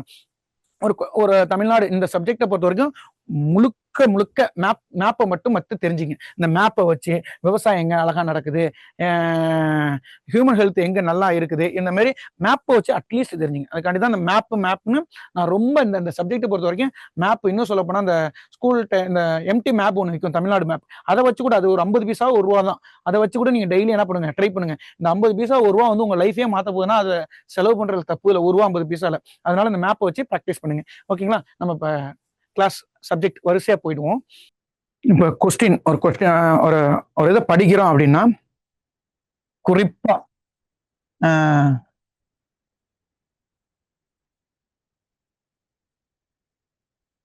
மேல உள்ள கண்டென்ட் என்ன கொட்டேஷன் சொல்லியிருக்காங்க, யார் சொல்லியிருக்காங்க அப்படின்னு பாருங்க. ஏன்னா நம்ம சப்ஜெக்டே ஃபர்ஸ்ட் புக்கு, அடுத்து எக்கனாமிக் சர்வே, அடுத்து மாடல் கொஸ்டின் பேப்பர், இப்படிதான் உங்களை நான் கொண்டு போறேன். அதனால ஒவ்வொரு விஷயத்தையும் நான் எங்க என்ன பண்ணல, எதையுமே ஸ்கிப் பண்ணல. உங்களை பொறுத்தவரைக்கும் எந்த இடத்தையும் ஸ்கிப் பண்ணக்கூடாதுங்கிறதுக்காண்டி தான் நான் எல்லா டேட்டாவையும் நான் உங்களுக்கு கொண்டு வந்திருக்கேன். இங்க பாருங்க, உழைப்பின் இயல்பு சரியாக உணரப்பட்டு உபயோகிக்கப்படுத்தப்பட்டால் உணவு உடல் வளர உதவுவதை போல உழைப்பு உயர்வான திறமையை வளர்த்திட உதவும் அப்படின்னு சொன்னவர் யாரு அப்படின்னு கேட்டீங்கன்னா ஜேசி குமரப்பா. இந்த ஜேசி குமரப்பா பத்தி நிறைய உங்களுக்கு என்னென்ன இன்ஃபர்மேட்டிவ் விஷயம் தெரியும். இவர் வந்து என்ன பண்றாங்க, பச்சை காந்தி அப்படின்னு சொல்றாங்க. ஓகேங்களா. இவர் வந்து காந்தியோட பிரின்சிபல்ஸ் ஆஃப் கொள்கையில ரொம்ப கவரப்பட்டவர். ஓகேங்களா. இவர் இன்னும் சொல்ல போனா தஞ்சை மாவட்டம் கும்பகோணத்தை சார்ந்தவர். இவர் வந்து எக்கனாமிக்கை பத்தி என்னென்ன சொல்லியிருக்காரு அப்படிங்கிறது நம்மளுக்கு தெரியும். இந்த கொட்டேஷன் சொல்றப்ப நம்ம என்ன பண்ணுவோம், அவன் இப்படியெல்லாம் விட்டுட்டு இந்த கொட்டேஷன் வச்சிருவோம். உழைப்பின் இயல்பு சரியாக உணரப்பட்டு உபயோகப்படுத்தப்பட்டால் உணவு உடல் வளர உதவுவதை போல உழைப்பு உயர்வான திறமையை வளர்த்திட உதவும் அப்படின்னு கொஸ்டின் கேட்டு ஜேசி குமாரப்பான்னு வச்சிருவான். ஏன் நான் சொல்றேன்னா, ஜேசி குமாரப்பா பத்தி நம்ம எல்லாமே தெரிஞ்சிருப்போம், இந்த இடத்துல விட்டுருவோம். புரியுதா? அப்ப எதையுமே நீங்க என்ன பண்ணக்கூடாது, ஸ்கிப் பண்ணக்கூடாதுங்கிறதுக்காண்டிதான் நான் அந்த வார்த்தை முதற்கொண்டு உங்களுக்கு என்ன எடுத்துட்டு வந்துடுறேன். உடல் வளர உதவுவதை போல உழைப்பின் உயர்வு சரியாக உபயோகிக்கப்படுத்தப்பட்டால் அப்படிங்கிற அந்த வார்த்தையை பார்த்தாலே, உழைப்பின் இயல்பு சரியாக உணரப்பட்டால் அப்படியே மனப்பாடம் பண்ணிருங்க. இந்த மாதிரி உழைப்பு உயர்வை பத்தி சொல்லிட்டாரு அப்படின்னா அவர் ஜேசி குமரப்பா அப்படிங்கிற நம்மளுக்கு என்ன ஆகணும், மைண்ட்ல வந்து ஃபிக்ஸ் ஆயிடும். ஃபார் எக்ஸாம்பிள் இப்போ வந்து இந்த நியூஸ் பேப்பர் எடிட்டோரியல் நியூஸ் பேப்பர்ல பாத்தீங்கன்னா முந்தானத்து இங்கிலீஷ் ஹிந்தி நியூஸ் பேப்பர்ல பாத்தீங்கன்னா போன வாரம் நினைக்கிறேன், நம்மளுடைய என்ன சொல்றது எம்.எஸ். சுவாமிநாதன் அவர் இருக்காங்களே, இப்ப பாரத ரத்னா கொடுத்தாங்கல்ல, அது என்ன சொன்ன கிரீன் ரெவல்யூஷனுக்கு ஒரு முக்கியமான காரணமானவர். அவர் என்ன பண்றோம், நம்ம பசுமை புரட்சியின் தந்தை அப்படின்லாம் சொல்றோம். அவரை பத்தி ஒரு ஆர்டிகல் கொடுத்துருந்தாங்க. நேரம் கிடைச்சிச்சுன்னா இந்திய நியூஸ் பேப்பர்லயோ இந்தியன் எக்ஸ்பிரஸ்லயோ அது வந்திருக்குது, போய் பாத்துருங்க. எதுக்கு நான் இந்த கொஸ்டினை வந்து ரைஸ் பண்றேன் அப்படின்னு கேட்டீங்கன்னா, இப்போ லாஸ்ட் டைம் குரூப் 4 எக்ஸாம்ல ஞானகுமார் நம்மளோட எலெக்ஷன் கமிஷனரை பத்தி ஒரு கொஸ்டின் கேட்டாங்க. அவர் எங்க பிறந்தாரு, எந்த வருஷம் அவர் என்ன பண்ணாரு அப்படின்னு ஒரு கொஸ்டின் அவன் ஃபிக்ஸ் பண்ணிட்டான். பசுமை புரட்சியின் தந்தையை பத்தி ஒரு ஆர்டிகல் கொடுத்துருந்தாங்க. அதனால அவரை பத்தி ஃபுல்லா நீங்க என்ன பண்ணீங்க, போய் ரீட் பண்ணுங்க. ஏன் நான் சொல்றேன்னா, நம்ம அவரை பத்தி என்ன பண்ணிருப்போம், ஒரு கிரீன் ரிவல்யூஷனை பத்தி மட்டுமே அவரை ஃபோக்கஸ் பண்ணிட்டு இருப்போம். ஓகேங்களா. அவர் வந்து இந்த சுனாமி டயத்துல இந்த மேங்க்ரோவ் ஃபாரஸ்ட் எல்லாம் பண்ணாதான் அந்த சுனாமில இருந்து காப்பாற்றப்படும் அப்படின்லாம் அதுல வந்து ஒரு ப்ராஜெக்ட் டைரக்டராகவும் இருந்திருக்காரு. இப்படி நம்ம கொஸ்டின் இந்த இடத்துல அவன் கேட்கிறப்போ நம்ம என்ன பண்ண மாட்டோம், இவர் வந்து இதுக்கு மட்டும் தானே படிச்ச, கிரீன் ரெவல்யூஷனுக்கு மட்டும் தானே இவர் வருவாரு, இவர் எங்க இது வரமாட்டாரு, நம்ம என்ன பண்ண மாட்டோம், அதுக்கு ஆன்சர் போட மாட்டோம். இதுக்காண்டி தான் சொல்றேன், டெய்லி என்ன பண்ணுங்க, அந்த ஒரு கொஸ்டினை பெக்குலியரா அவன் செட் பண்றானா, நீங்க என்ன பண்ணுங்க, டேஸ் ரொம்ப தெரியலன்னா கூட நம்ம தமிழ்நாட்டு ஆளுங்க இந்த மாதிரி ஜேசி குமரப்பா, எம்.எஸ். சுவாமிநாதன், இந்த மாதிரி நம்ம ஏரியாவில இருந்து சிறந்த அறிஞர்களா ஆயிருக்காங்களா, அவங்கள பத்தி என்ன பண்ணுங்க, நீங்க அட்லீஸ்ட் ஃபாலோ பண்ணுங்க. ஏன்னா நம்ம ரொம்ப படிக்கலனாலும் ஏதோ ஒண்ணு நம்ம என்ன பண்ணிக்கலாம், நம்ம அதை ஃபாலோ பண்ணி ஆன்சரை கொடுத்துடலாம். ஓகேங்களா. அதனால அந்த ஜேசி குமரப்பா உழைப்பின் இயல்பு சரியாக உணரப்பட்டு அப்படின்னு வந்துட்டாலே நீங்க என்ன பண்ணிடணும், இந்த ஜேசி குமரப்பா மைண்டுக்குள்ள அந்த உழைப்பை பத்தி சொல்றாரு, உணவு உடல் வளர தேவையான இதை பத்தி சொல்றாரு. இந்த பாருங்க, மறுபடியும் பாருங்க, உழைப்பு இந்த மாதிரி உழைப்பு உயர அப்படிங்கிற வார்த்தை வந்துட்டாலே உங்களுக்கு என்ன, ஜேசி குமரப்பா நினப்பு வந்துடணும். இது ஃபர்ஸ்ட் பாயிண்ட் அப்படிங்கிறத மைண்ட்ல ஒரு ஹிண்ட்ஸ் மாதிரி எடுத்துங்க. அடுத்து பாருங்க,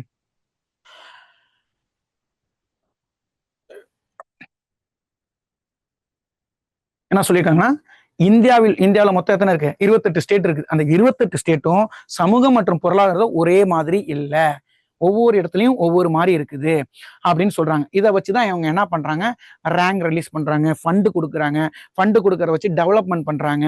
இந்த டெவலப்மெண்ட் மக்களுடைய வாழ்வாதாரத்தை என்ன பண்றாங்க, உயர்த்துறாங்க. ஏன் மக்களோட வாழ்வாதாரத்தை வந்து நம்ம உயர்த்தணும் அப்படின்னு நம்மளுக்கு கொஸ்டின் வரணும்ல. மக்களுடைய வாழ்வாதாரம் உயரலைன்னா நிறைய தப்புகள் நடக்கும், தவறுகள் நடக்கும், நம்மளோட சொத்துக்கள்லாம் என்ன பண்ண முடியும், சூறையாடப்படும். இப்படியே போயிட்டே இருந்துச்சுன்னா வறுமை, பட்னி, பசின்னு வந்து நம்ம என்ன ஆயிடும், நம்மளோட ஆயுள் காலம் எல்லாமே குறைஞ்சி நம்ம ஒரு ஒண்ணுமே இல்லாம போயிட்டு இந்த ஒரு பிக்சர்ல கூட அந்த கழுகு வந்து ஒரு பையன் எப்ப சாவான் திங்கிறாங்கிற ஒரு நாட்டுல ஒரு பிக்சர் ஒண்ணு பெரிய பெக்குலியரா போயிடும். அந்த மாதிரிலாம் நம்ம போகக்கூடாதுங்கிறதுக்காண்டி தான் நம்ம என்ன பண்றோம், டெவலப்மெண்ட் செக்டர்ல நம்ம ரெடி பண்றதுக்கு இவ்வளவு ஃபோக்கஸ் பண்ணிருக்கோம். அப்போ உழைப்பின் இயல்பு அப்படின்னு இந்த உழைப்பை பத்தி சொல்றது எக்கனாமிக்ஸ்ல அப்படின்னு யாருன்னு வந்துட்டா உங்களுக்கு என்ன ஆயிடும், ஜேசி குமரப்பா மைண்டுக்குள்ள வந்துடணும். அவரை பத்தி உள்ள எல்லா இன்ஃபர்மேட்டிவ் டேட்டாவும், அவர் பேர் என்ன, அவருக்கு பெக்குலியரா என்ன பேர் வச்சிருக்காங்க, அவர் எந்தெந்த ப்ராஜெக்ட்ல என்னென்னலாம் இண்டஸ்ட்ரியல்ஸ்ல இருந்திருக்கிறாரு, அவர் எழுதின புக்கு என்ன, அந்த இயேசுவின் போதனைகளை பத்தி எல்லாம் நம்ம இந்த இயேசுவை பத்தி 2 பேர் சொல்லுவாங்க, ராஜாராம் மோகன் ராயும் சொல்லுவாரு, இவரும் சொல்லுவாரு. அப்போ இயேசுவின் 7 கட்டளைகள் யார் எழுதுனது, இயேசுவை பத்தி இவர் என்ன சொல்லியிருக்காரு, எக்கனாமிக்ஸை பத்தி மீன்ஸ் என்வரான்மெண்ட் பத்தி என்ன சொல்லியிருக்காரு அப்படின்னு ஃபுல் டேட்டாவும் தெரிஞ்சிடணும், இந்த கொட்டேஷன் தெரிஞ்சிடும். புரியுங்களா. ஜேசிபி குமரப்பா பத்தி நம்ம போய் பெரிய அளவுல என்ன பண்ணக்கூடாது, ஃபோக்கஸ் பண்ணக்கூடாது. அடுத்து நம்ம இந்த இந்தியா பத்தி சொல்றோம். இந்தியாவில் உள்ள எல்லா மாநிலமும் ஒரே மாதிரியா இருக்காது. ஏன்னா அதுல சமூக பொருளாதாரம் என்ன இருக்கு, வேற போயிட்டு இருக்கு. அதுல நம்ம தமிழ்நாடு எப்படி போயிட்டு இருக்கு அப்படின்னு பாக்குறதா நம்மளோட சப்ஜெக்ட். ஓகேங்களா. எப்படியெல்லாம் இந்த சப்ஜெக்ட், இப்ப தமிழ்நாடு எத்தனாவது பெரிய தமிழ்நாடு எத்தனாவது பெரிய இந்தியாவில் எத்தனாவது பெரிய மாநிலம்? ஏன்னா கொஸ்டின் கேட்குறான். தமிழ்நாடு வந்து இந்தியாவில் எத்தனாவது பெரிய மாநிலமாக இருக்குது? 11, 12, 13, 14 குடிக்கிறோம் வைக்கிறான்னு வச்சுங்க. நம்மளுக்கு என்ன பண்ணணும்? இதெல்லாம் வந்து டேட்டா. நான் சொல்றது உங்களுக்கு புரியுதுங்களா? கொஸ்டினை வந்து நீங்க எப்படி லாஜிக் அண்டு டெக்னிக்கலா எப்படி படிக்கணும்னு நான் சொல்றது உங்களுக்கு புரியல. 2 பக்கமும் நீங்க என்ன பண்ணணும்? அதான் படிக்கணும். அதுக்காண்டி தான் சொல்றேன். இதெல்லாம் வந்து சும்மா என்ன பண்ண தெரிஞ்சு வச்சுக்கணும். இதுனா இதுக்கு வந்து ரொம்ப போட்டு மெனக்கட்டெல்லாம் படுக்க கூடாது. தமிழ்நாடு எத்தனாவது பெரிய மாநிலம்? 11வது. மக்கள் தொகை அடிப்படையில இது 3வது பெரிய மாநிலமாக இருக்குது அப்படின்னு என்ன பண்றாங்க? இதெல்லாம் ஸ்கூல் புக் டேட்டா தான். ஓகேங்களா? ஓகேங்களா? கிளியரா தெரியுதுங்களா? ஓகேங்க. ஓகே. தமிழ்நாடு வந்து எத்தனாவது பெரிய மாநிலமா இருக்குது? 11வது பெரிய மாநிலம். மக்கள் தொகை அடிப்படையில 3வது பெரிய மாநிலமாகவும் இருக்குது. பல்வேறு சாதனைகளை சொல்லுது. இதெல்லாம் வந்து நம்மளுக்கு கதை. நம்மளுக்கு தமிழ்நாட பொறுத்தவரை நான் இவ்வளவு நேரம் உங்களுக்கு கிளாஸ்ல சொன்னது அதுதான். பாருங்க அவன் இந்த மாதிரி தான் அவன் என்ன பண்ணுவான்? கொஸ்டினை வந்து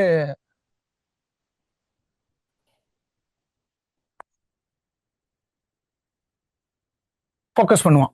புரியுதுங்களா? ஃபார் எக்ஸாம்பிள் சிறந்த மாநிலம் தொழில்துறை சேர்ந்ததுல சிறந்த மாநிலங்கள் வந்து யாரா இருக்கா அப்படின்னு பார்ப்பான். இது எத்தனாவது இடத்துல இருக்குது?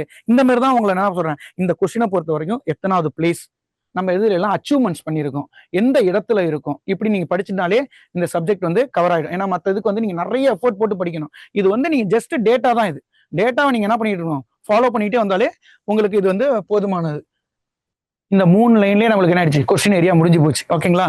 தமிழ்நாடு மற்றும் என்ன சொல்ற எது இதெல்லாம் நம்ம முன்னாடி இருக்கிறோம் அப்படின்னு அவங்க என்ன பண்றாங்க? 3 டேட்டாவில் மற்ற மாநிலங்களை விட சிறப்பான நிலையில் உள்ளது.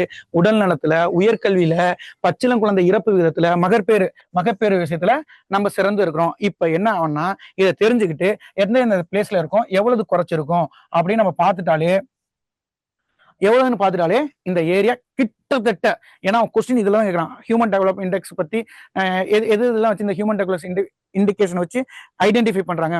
மனிதவள மேம்பாடுங்கிறது எது ஏதாச்சும் சொல்றாங்க? உடல் நலம், ஆயுள் காலம், அப்புறம் என்ன சொல்றது, வாழ்க்கை திறன், இதை வச்சுதான் என்ன பண்றாங்க? இண்டிகேட் பண்றாங்க. இந்த பாருங்க, அப்படியே இதுல வந்துருக்கு பாருங்க.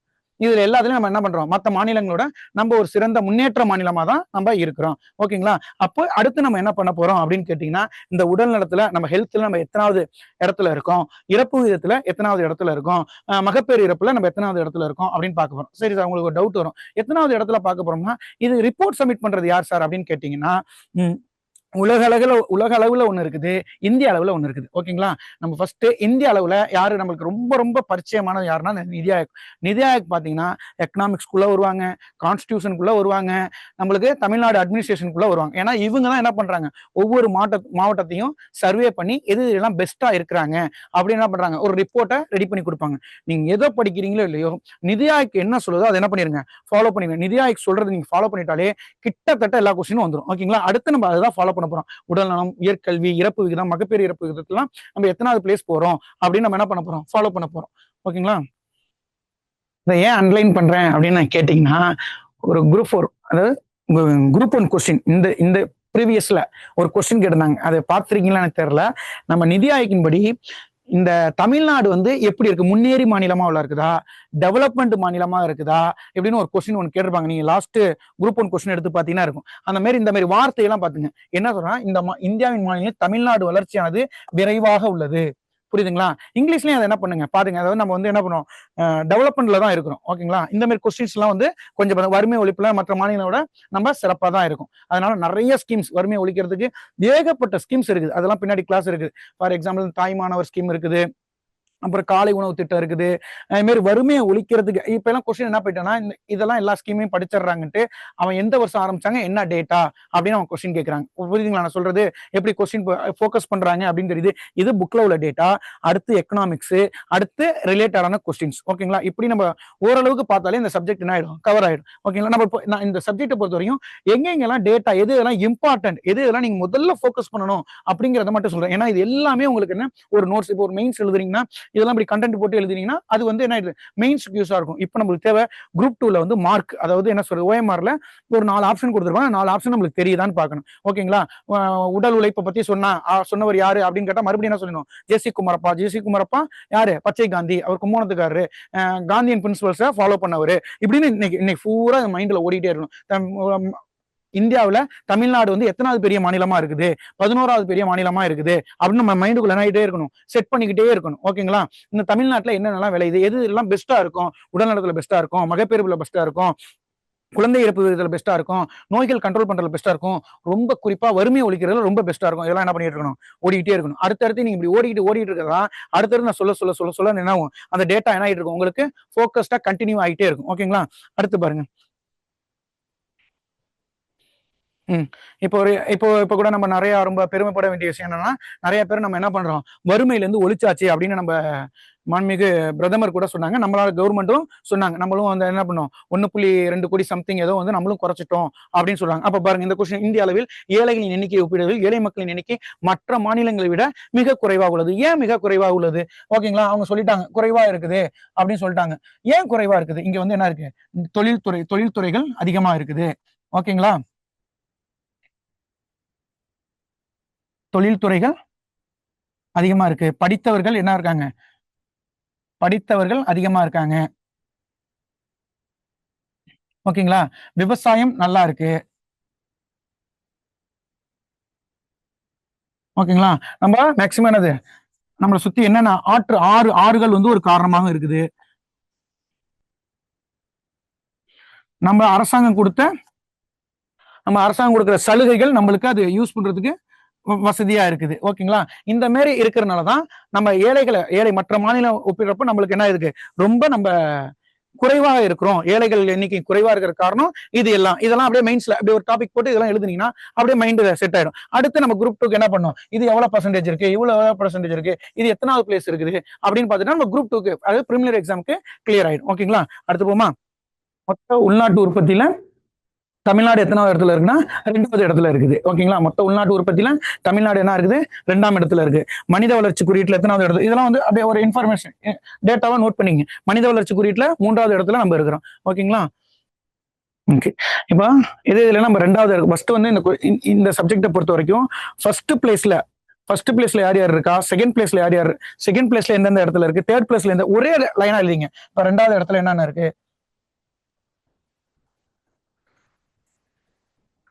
2வது இடத்துல என்னென்ன இருக்கு, 3வது இடத்துல என்ன இருக்குது, 4வது இடத்துல என்ன இருக்குது, ஃபர்ஸ்ட் இடத்துல என்ன இருக்குது, இது எல்லாம் ஒரே சைடுல எழுதிருங்க நோட் பண்ணி. நான் சொல்றது உங்களுக்கு புரியுங்களா? இந்த பிடிஎஃப் வந்து அட்டாச் பண்ணுவாங்கன்னு நினைக்கிறேன். இதெல்லாம் ஒரே மாதிரி என்ன பண்ணுங்க, ஃபோக்கஸ் பண்ணி எழுதுங்க. ஓகேங்களா? இது கமெண்ட் வந்துருங்க ப்ரோ. இப்ப மனிதவள குறிச்சுகள்ல எத்தனாவது இடத்துல இருக்குன்னா 3வது இடத்துல. அப்ப 3வது இடத்துல என்னென்ன டேட்டா வருதோ நான் சொல்றது எல்லாமே 3வது இடத்துல எழுதிடணும். ஓகேங்களா? அடுத்து மொத்த உள்நாட்டு உற்பத்தியில தமிழ்நாடு எத்தனாவது இடத்துல இருக்கு, 2வது இடத்துல இருக்கு. அப்ப 2வது இடத்துல என்னென்ன தமிழ்நாடு வருதோ அது எல்லாமே 2வது இடத்துல இருக்கணும். புரியுதுங்களா? இப்படி நீங்க படிச்சீங்கன்னா அது உங்களுக்கு ஃபோக்கஸ். ஏன்னா புக்ல வந்து ஸ்கூல் புக்ல வந்தீங்கன்னா ஒரு இடத்துல 2வது இடமா, ஒரு இடத்துல 3வது இடமா. இந்த பாருங்க, அடுத்து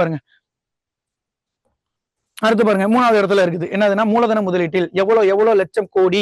ரொம்ப பாத்தீங்கன்னா ஒரு வாட்டி வந்து தனிநபர் வருமானம் எவ்வளவு அப்படின்னு கொஸ்டின் கேட்கிறான். ஃபார் எக்ஸாம்பிள், தமிழ்நாடு எக்கனாமிக்ல இந்த வாட்டி எந்த துறைக்கு அதிகமாக பட்ஜெட் ஒதுக்குனாங்க, எதுக்கு கம்மியா ஒதுக்குனாங்க, எஸ்சிஎஸ்டிக்கு வந்து எவ்வளவு பட்ஜெட் ஒதுக்குனாங்க அப்படின்னா கொஸ்டின் போறப்ப நம்ம என்ன பண்ணணும், அட்லீஸ்ட் இந்த மாதிரி டேட்டா, இன்ஃபர்மேட்டிக் டேட்டாலாம் நம்ம என்ன பண்ணிடணும், அட்லீஸ்ட் தெரிஞ்சு வச்சுக்கணும். ஓகேங்களா? இப்ப மூலதன உற்பத்தியில 3வது இடத்துல இருக்குது. அடுத்து பாருங்க, தொழிற்சாலை எண்ணெய். இப்ப நான் சொன்னேன், இப்போ நம்ம எது இதெல்லாம் ஃபர்ஸ்ட் ஒரு இன்ட்ரோடக்ஷன் கொடுத்துட்டான். தமிழ்நாடு எது இதெல்லாம் பெஸ்ட் இருக்குன்னு இன்ட்ரோடக்ஷன் கொடுத்துட்டு அவன் என்ன பண்றான், அடுத்து எது இதெல்லாம் எந்தெந்த பிளேஸ்ல இருக்குது அப்படின்னு சொல்றான். புரியுதுங்களா? அடுத்து 3வது பாருங்க, நம்ம சொன்ன மாதிரி தொழிற்சாலைகள் எண்ணிக்கை 17% பங்களிப்புடன். ஏன்னா அசசரின் ரீசன்ல இப்படியே வைப்பான், 17% பங்களிப்புடன் தொழிற்சாலை எண்ணிக்கையில் முதலிடம் வகிக்கிறது. கூற்று 1. 2வது, தொழில்துறையில் வேலை வாய்ப்பில் 16% பங்களிப்பு வலிக்கிறது. பங்களிப்பு உள்ளதுன்னு 2 கூட்டணி வச்சுட்டு 2ம் சரி, இது சரி, இது தவறு, இது இதற்கான காரணம் இல்ல அப்படி இல்லைன்னா இந்த இருக்குல்ல 16% இதை மேல வச்சு இதை கீழே வைப்பான். புரியுதுங்களா? நான் கொஸ்டின் சொல்றது உங்களுக்கு புரியுதான்னு தெரியல. நான் சொல்றத பாருங்க. இந்த மாதிரிலாம் கொஸ்டின் எப்போ 17% அப்படின்னா தொழிற்சாலை அப்படின்னாலே 17%. ஓகேங்களா? தொழில்துறையில் வேலை வாய்ப்பு அப்படின்னா 6 மணிக்கு எந்திரிச்சு வேலைக்கு 6 மணிக்கு எந்திரிச்சு என்ன பண்ணும், 7 மணிக்கெல்லாம் தொழிற்சாலைக்கு போயிடணும். எப்பயாச்சும் ஒரு கோடு 16ங்கிறது நம்மளுக்கு வைக்கலாம். வந்து 6 லாஸ்ட் டிஜிட் நம்மளுக்கு 6ன்னு வந்தாலே மைண்டுக்குள்ள வந்துடணும். 16 அப்படிங்கிறது வந்துடணும். 7 6 மணிக்கு வேலைக்கு எந்திரிச்சு என்ன பண்ணும், 17 7 மணிக்கெல்லாம் என்ன பண்ணும், 17 மணிக்கெல்லாம் தொழிற்சாலைக்கு போயிடணும். அப்ப தொழில்துறை பங்களிப்புல எவ்வளவு இருக்கும், நம்ம 17%, தொழிற்சாலை 17%, துறை வேலை வாய்ப்புல 16% பங்களிப்பையும் இருக்குது அப்படின்னு தமிழ்நாடு இருக்குது அப்படின்னு சொல்லியிருக்காங்க. ஓகேங்களா? இந்த பாருங்க, சொல்லிட்டேனா, நிதி ஆயோக் இப்போ நம்ம தமிழ்நாடை பொறுத்த வரைக்கும் ஒவ்வொரு மாநிலமும் எந்தெந்த பிளேஸ்ல இருக்குன்னு சொல்றது யாருன்னு கேட்டீங்கன்னா நிதி ஆயோக் தான். நிதி ஆயோக்கின் அறிக்கையின்படி சுகாதார குறியீட்டில் நம்ம எத்தனாவது இடத்துல இருக்கோம்? 3வது இடம். இது புக்ல உள்ள டேட்டா. கரண்ட்ல உள்ள டேட்டா பாருங்க. ஓகேங்களா? கரண்ட்ல உள்ள டேட்டாவும் நீங்க என்ன பண்ணும், அது நான் உங்களுக்கு சொல்லிக் கொடுக்கும். முதல்ல புக்கை முதல்ல ஃபாலோ பண்ணிட்டே இருங்க. ஏன்னா லாஸ்ட் டைம் ஒரு வாட்டி போன கொஸ்டின் பேப்பர் அவன் அப்படியே அழகா கொடுத்துட்டான். 2017-18 எந்தெந்த இதுலாம் தமிழ்நாடு எந்தெந்த பிளேஸ்ல இருந்துச்சு அப்படின்னு கொடுத்துட்டான். நம்ம ஆளுங்க எல்லாருமே கரண்ட் அஃபேர்ஸை பார்த்துட்டு போனதுனால அந்த கொஸ்டின் எல்லாமே தப்பு பண்ணிட்டாங்க. ஆனா மேல அவன் மென்ஷன் பண்ணிட்டான் எந்த இயருங்கிறதுல. அதனாலதான் நான் புக் டேட்டாவெல்லாம் கரெக்டா கொண்டு வந்து உங்களுக்கு அப்ளை பண்ணிட்டு இருக்கேன். ஓகேங்களா? அப்போ நிதி ஆயோக்கின் அறிக்கையின்படி சுகாதார குறியீட்டில் நம்ம என்ன இருக்கோம்? 3rd பிளேஸ்ல இருக்கும். அப்போ 1st பிளேஸ்ல யார் சார்? 2nd பிளேஸ்ல யார் சார்? 3rd பிளேஸ்ல யார் சார்? இதெல்லாம் வந்து நீங்க நிதி ஆயோக்ல கொடுத்துருப்பாங்க. நம்ம அட்லீஸ்ட் நம்ம என்ன பண்ணணும், தமிழ்நாடாவது நம்மளுக்கு தெரிஞ்சிடணும். தமிழ்நாடு சுகாதார குறியீட்டில் எத்தனாவதா இருக்காங்க? 3வதா இருக்காங்க. சுகாதாரம் 3. ஓகேங்களா? காலையில எந்திரிச்சு நல்லா என்ன பண்ணலாம், ஒரு சாமி கும்பிட்டு 3 பட்டை போட்டா சுகாதாரமா ஏதோ ஒரு கோட் வேர்டு போட்டு நீங்க என்ன பண்ணீங்க, படிச்சு இப்படியே நீங்க மைண்ட்ல ஏத்துனீங்கன்னா எப்பயுமே மைண்ட் வந்து ஸ்ட்ரைட்டா ஒரு வேல்யூ வந்து அப்சர்வ் பண்ணிக்காது. ஏதாவது ஒரு கனெக்டிவோட இருந்தா அதை டக்குன்னு என்ன பண்ணிக்கும், போய் அக்செப்ட் பண்ணிக்கும். ஃபார் எக்ஸாம்பிள் ஒருத்தவங்களை பார்த்துருப்பீங்க, அவங்கள எப்படி இருப்பாங்க அப்படின்னு கேட்டா அவங்க குட்டையா இருப்பாங்க, கருப்பா இருப்பாங்க, அவங்க வந்து ஏதோ ஒரு ஐடென்டிஃபை வச்சிருந்தாங்க, இப்படி எல்லாம் உங்க மைண்ட் என்ன பண்ணி வச்சுக்கும், செட் பண்ணி வச்சுக்கும். இந்த மாதிரி நீங்க என்ன பண்ணுங்க, இப்போ அவர் என்ன சொன்னார், தொழில்துறையில வந்து எவ்வளவு பங்களிப்பு, தொழிற்சாலையில எவ்வளவு பங்களிப்பு, தொழில்துறையில எவ்வளவு பங்களிப்பு, அப்போ 6, 7ன்னு நம்ம சொன்னாரு, அப்ப 16, 17 இருக்கா அப்படின்னு எப்படியோ கெஸ் பண்ணி போடணும். புரியுதுங்களா? அதுக்காண்டி தான் இப்படி ஒரு டேட்டாவா ரிலேட் பண்றேன். இப்ப சுகாதார குறியீட்டுல நம்ம எத்தனாவது இருக்குன்னா 3 அப்படின்னு அந்த 3 ஞாபகத்துக்கு வந்துடணும். ஓகேங்களா? உயர்கல்வி சேர்க்கை விகிதம் இந்தியாவே நம்ம தான் ஃபர்ஸ்ட் இடத்துல இருக்கும். ஃபார் எக்ஸாம்பிள் பாத்தீங்கன்னா அதிக பிஜி ஸ்காலரா இருக்கட்டும், பிஹெச்டி ஸ்காலரா இருக்கட்டும், எல்லாத்துலயும் நம்ம தமிழ்நாடு வந்து ஃபர்ஸ்ட்ல இருக்குது. அப்போ உயர்கல்வி சேர்க்கை விகிதம் அப்படின்னு வந்துட்டாலே கண்ணை மூடிட்டு ஃபர்ஸ்ட் இடம் போட்டுருங்க. ஓகேங்களா? இந்த மாதிரி தான் இது எல்லாமே கொஸ்டின் ஏரியானாலதான் உங்களுக்கு அப்படியே ஒண்ணா ஒரு இடத்தையும் நான் ஸ்கிப் பண்ணாம கொண்டு போயிட்டு இருக்கேன். ஓகேங்களா? இதெல்லாம் நாளைக்கு வந்து ரிவிஷன் பண்ணி நான் எங்க ஏதாச்சும் தப்பு எதுவும் பண்ணா நீங்க வந்து என்ன பண்ணணும், சொல்லணும். அப்படி சொல்லியிருந்தாதான் நீங்க என்ன பண்ணீங்க, இந்த சப்ஜெக்ட ப்ரிப்பேர் பண்றீங்கிறது அர்த்தம். ஓகேங்களா? அடுத்து பாருங்க, இந்திய எண்ணிக்கையில் மிக அதிக பாத்தீங்களா, உயர்கல்வினாலே அப்ப இங்க அதிகமா படிக்கிறான்னு அர்த்தம். அப்போ இப்படி ஒரு கொஸ்டின் கேட்கறான், உயர்கல்வியில அதிகமா இருக்குது, இங்க வந்து அவன் வந்து என்ன காலேஜ்னு சொல்லாம சும்மா பொறியியல் கல்லூரி, அக்ரி காலேஜ் எதுவும் வைக்கிறான்னு வச்சுங்களேன். நம்ம உயர்கல்வினால நம்ம எல்லாத்துலயுமே தான் படிச்சுக்கிட்டு இருக்கோம்.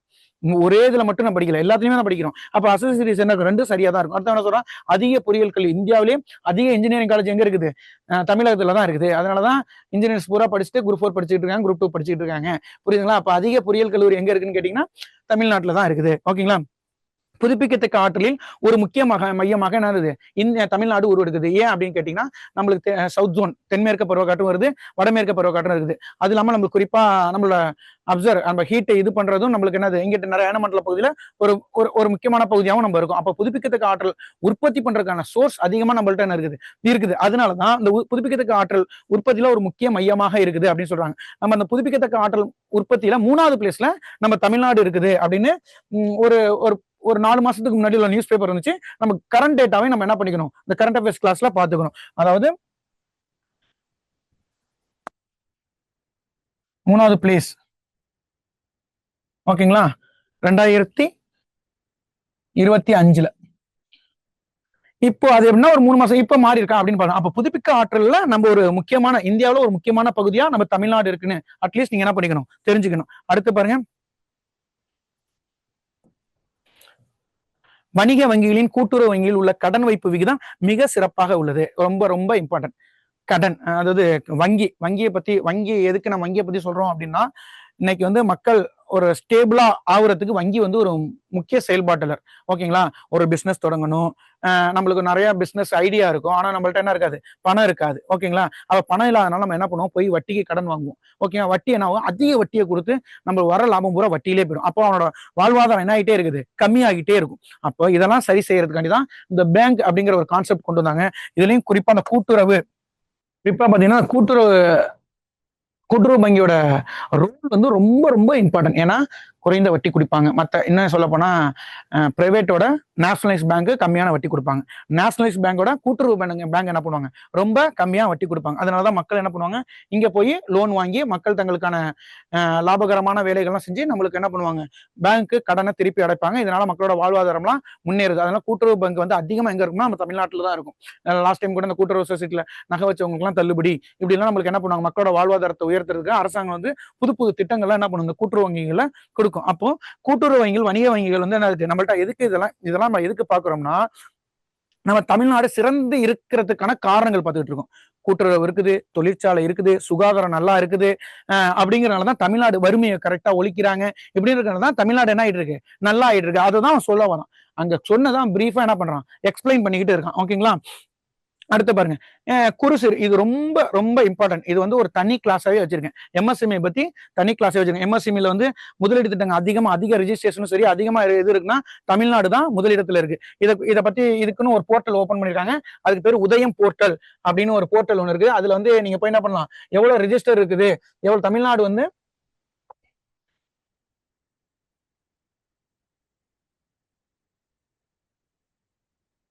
உதயம் போர்ட்டல். இந்த உதயம் போர்ட்டல் கொஸ்டின் கூட கேட்பான். இந்த உதயம் அப்படிங்கிறது எதனுடன் தொடர்புடையது அப்படின்னு கேட்பான். ஓகேங்களா? சூரிய ஒளி மூலமாக பெறக்கூடிய ஆற்றலில் தெரிந்து கொள்வதற்காக உதயம் போர்ட்டல் உதவுகிறது. பெண் குழந்தைகள் காணா போவதை பற்றி தெரிந்து கொள்ள உதயம் போர்ட்டல் இந்த உதயம் அப்படின்னு என்னன்னு கேட்பான். அப்ப உதயம்ங்கிறது எதுக்குன்னா, குறு சிறு நடுத்தர தொழில் நிறுவனங்கள் எவ்வளவு ரெஜிஸ்டர் ஆயிருக்கு அப்படின்னு பாக்குறதா இந்த உதயம் போர்ட்டல். ஓகேங்களா?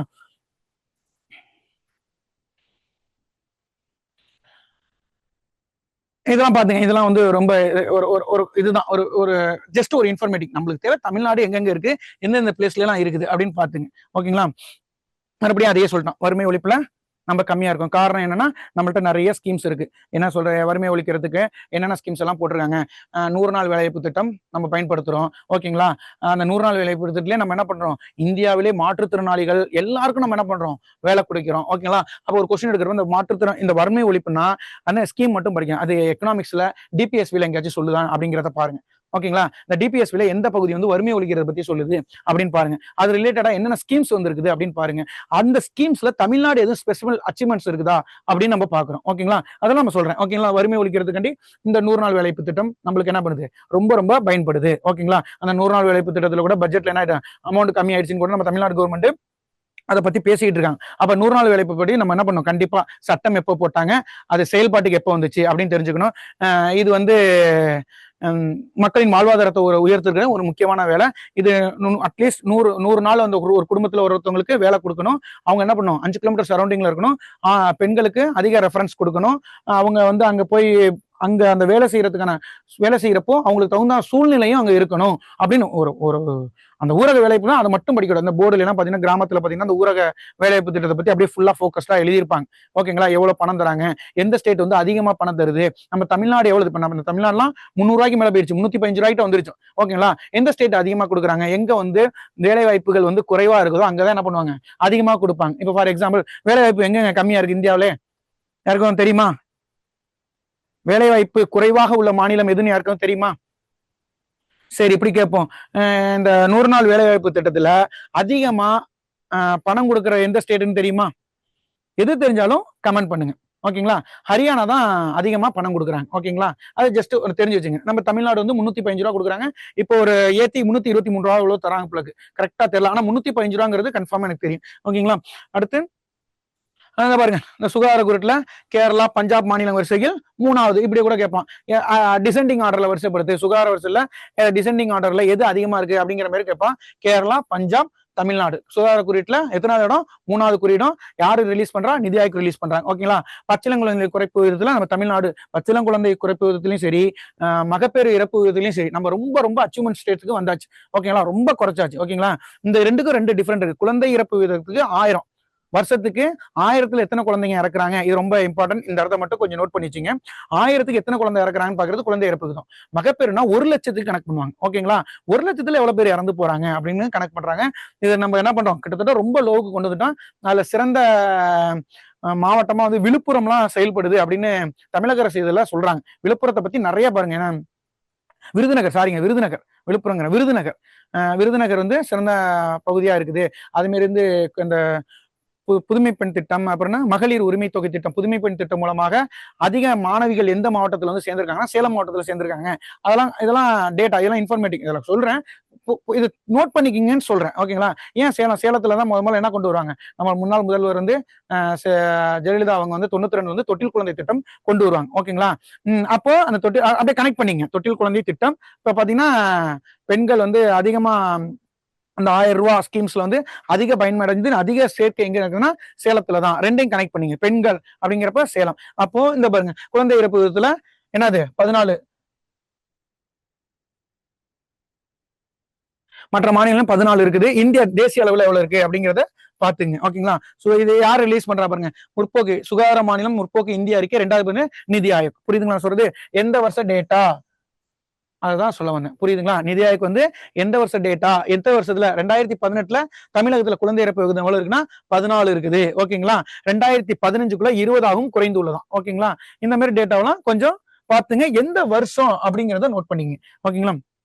அப்புறம் வந்து தொழில்துறைங்கிறதுக்கு ஆட்கள் மட்டும், அதாவது தொழிலாளர்கள் மட்டும் இருந்தா போதுமா? அங்க கிடைக்கிற கனிமங்கள் ரிசோர்ஸ வச்சுதான் அங்க இண்டஸ்ட்ரியல்ஸ் வந்து growth ஆகும். இண்டஸ்ட்ரியல்ஸ் growth ஆகும்னா அங்க கனிமங்கள் என்னென்ன கிடைக்குது அப்படிங்கறது தெரிஞ்சுக்கணும். தமிழ்நாட்டுல பாக்சைட் எங்க அதிகமா கிடைக்குது, கஞ்சமலையில என்ன இருக்குது, மதுரையில வந்து என்ன இருக்குது, இதெல்லாம் பத்தி நீங்க தெரிஞ்சுக்க. ஏன்னா வந்து பொறுத்துக்கள் என்ன வைப்பான், ஏற்காடு அப்படின்னு ஒரு இங்க வைப்பான், இங்க மதுரை மதுரை அப்படின்னு வைப்பான். அடுத்து இங்க வச்சுட்டு ஏற்காட்டுல என்ன கிடைக்குது, பாக்சைட் கிடைக்குதா, இங்க அவன் என்ன பண்ணுவான் அப்படின்னு கேட்டீங்கன்னா இரும்புத்தாது அப்படின்னு வைப்பான். ஓகேங்களா? மதுரையில என்ன கிடைக்குது அப்படின்னு கேட்டீங்கன்னா பாக்சைட் அப்படின்னு வைப்பான். இந்த மாதிரி வச்சு இது 1 2 3 4 பொறுத்த சொல்லுவான். அப்போ ஏற்காட்டுல என்ன இருக்கு? ஓகேங்களா? ஏற்காட்டுல என்ன இருக்குது? பாக்சைட் இருக்குது. ஏற்காட்டுல என்ன இருக்கு? பாக்சைட் இருக்கு. கஞ்சமலையில என்ன இருக்கு? இரும்பு தாது இருக்குது. ஓகேங்களா? மதுரை மாவட்டத்துல கரடிக்குட்டத்துல என்ன இருக்குது? இரும்புத்தாது சுரங்கம், மாலிப்டினம் இருக்குது. இந்த மாதிரி இந்த மூணு அட்லீஸ்ட் கஞ்சமலை, இரும்புத்தாது. கஞ்சமலை இரும்புனாலே ரொம்ப கஞ்சமா இருக்கும் அப்படின்னு ஏதாச்சும் ஒண்ணு போட்டு வச்சுங்க. ஏற்காட்டுல பாக்செட், ஏர் என்ன இருக்கும், பாக்கெட்ல போட்டு விற்க முடியாது அப்படின்னு ஏதோ ஒரு கோடு, இந்த மாதிரி கோடு எல்லாம் நீங்களே வச்சுங்கன்னு சொல்றேன். ஏன்னா ஒருத்தவங்களும் ஒரு மாதிரி ரிலேட்டடா அந்த கோடு வேர்ட் செட் பண்ணுவாங்க. ஏற்காட்டுல பாக்கெட்ல என்ன பண்ண முடியாது, ஏற போட முடியாது. கரடிக்குட்டத்துல என்ன இருக்கு? மாலிப்டினம் இருக்கு. மாலிப்டினம் எங்க இருக்குது? கரடிக்குட்டத்துல இருக்கு. கரடிக்குட்டம் எங்க இருக்குது? மதுரையில இருக்குது. ஓகேங்களா? கரடி, மதுரை, மாலிப்டினம். இது கனெக்ட் பண்ணி ஒரு ஆன்சர் போட்டுங்க. நான் கொடுக்கறது எல்லாமே ஸ்கிப் பண்ணிடாதீங்க. எந்த விதமே வந்து ஸ்கிப் பண்ணிடாதீங்க. உங்களுக்கு எதுவும் டவுட்னா என்கிட்ட கேட்டுருங்க. ஓகேங்களா? அடுத்து கனிம வளங்கள். கனிம வளங்கள்ல நம்ம வந்து இது எல்லாத்தையும் மைண்ட்ல மெமரைஸ் பண்ணா நல்லது. அட்லீஸ்ட் எதுல அதிகமா இருக்கும், எதுல கம்மியா இருக்கும் அப்படிங்கறத பாருங்க. எதுல அதிகமா இருக்கும் அப்படிங்கறத தெரிஞ்சுங்க. ஓகேங்களா? எதுலங்க அதிகம் இருக்கும்? விக்னேட்ல வந்து 87% இருக்கும். தமிழ்நாட்டின் இருப்பின் தமிழகத்தின் பங்கு எவ்வளவு? தமிழகத்துல கனிமங்கள்ல எது அதிகமா இருக்குன்னா விக்னேட். இந்த இதுக்கு ஏதாச்சும் ஒரு கோடு போட்டுங்க. ஓகேங்களா? இங்க கழுத்து வரை இருக்குது. விக்கல் வந்து கழுத்து வரையும், கழுத்துல வந்தானே இருக்குது. அப்ப கழுத்து வரையும் ஃபுல்லா முட்டிட்டா ஃபுல்லா ஆயிட்டு இருந்தானே அர்த்தம். அப்ப விக்னேட் தமிழகத்தின் இரும்பு தாது எவ்வளவு? 87% இருக்குது. மேங்கனீஸ் தான் கம்மியா இருக்கு. 17% தான் மேங்கனீஸ் இருக்குது. ஓகேங்களா? அதை இது பண்ணிக்கோங்க. அத எது அதிகமா இருக்கு அப்படின்னு கேட்டீங்கன்னா விக்னேட் வந்து அதிகமா இருக்குது, 87% இருக்குது. மேக்னீஸ் எவ்வளவு இருக்குது? 17% இருக்கு. இது யாரு இதை ரிலீஸ் பண்ணிருக்காங்க? நிலவியல் மற்றும் சுரங்கத்துறை அப்படிங்கிறவங்க ரிலீஸ் பண்ணிருக்காங்க. அப்ப நிலவியல் மற்றும் சுரங்கத்துறை ஹெட் குவார்டர் எங்க இருக்குது அப்படிங்கிறத நம்ம பின்னாடி பார்ப்போம். இந்த மாதிரி ஒரு கொஸ்டின் இருக்குது. நிலவியல் சுரங்கத்துறை எங்க இருக்குது, இரும்புத்தாதோட ஹெட் குவார்டர்ஸ் எங்க இருக்குது, பட்டோட ஹெட் குவார்டர்ஸ் எங்க இருக்குது, பட்டுனா நம்ம எங்க யோசிப்போம், கடைசியில் பார்த்தீங்கன்னா பெங்களூர்ல இருக்கும். ஓகேங்களா? இந்த மாதிரி ஒவ்வொரு போர்டு வாரியமும் எங்கெங்க இருக்குது அப்படிங்கறத நம்ம ஃபாலோ பண்ணிட்டே வருவோம். அது வந்து அடுத்த கிளாஸ். முதல்ல தமிழ்நாடோட அட்மினிஸ்ட்ரேஷன் டெவலப்மெண்ட்ல என்னென்ன இருக்கு அப்படிங்கிறத பாக்குறோம். ஓகேங்களா? மக்கள் தொகை வந்து எந்த வருஷம், இந்த பாருங்க, நான் தான் திருப்பி திருப்பி திருப்பி சொல்றது என்னன்னா எந்த வருஷம் அப்படிங்கிறத நோட் பண்ணிக்கங்க. ஓகேங்களா? ஐக்கிய நாடுகள் சபை வெளியிட்ட யாரு ரிலீஸ் பண்ணா? உலக மக்கள் தொகை அந்த ஐக்கிய நாடுகள், அதை யுஎன்ஓ ரிலீஸ் பண்ணிருக்கு. யுஎன்ஓ ரிலீஸ் பண்ணதுபடி 2017ல தமிழ்நாட்டுல எவ்வளவு மக்கள் தொகை இருக்காங்க அப்படின்னு கேட்டீங்கன்னா 7.2 கோடி. நம்ம வந்து என்னது, இங்கிலாந்தோடலாம் அதிகமா இருக்கும், இங்கிலாந்தோட அதிகமா இருக்கும், ஆஸ்திரேலியாவோட அதிகமா இருக்கும், எந்தெந்த ஃபாரின் கண்ட்ரியோட எல்லாம் நம்ம அதிகமா இருக்கும் அப்படின்னு பாருங்க. அதாவது யுஎன்ஏ 2017 ரிலீஸ் பண்ண டேட்டா படி தமிழ்நாட்டோட மக்கள் தொகை எவ்வளவு இருக்குன்னு கேட்டீங்கன்னா 7.2 கோடி பேர் இருக்காங்க. ஓகேங்களா?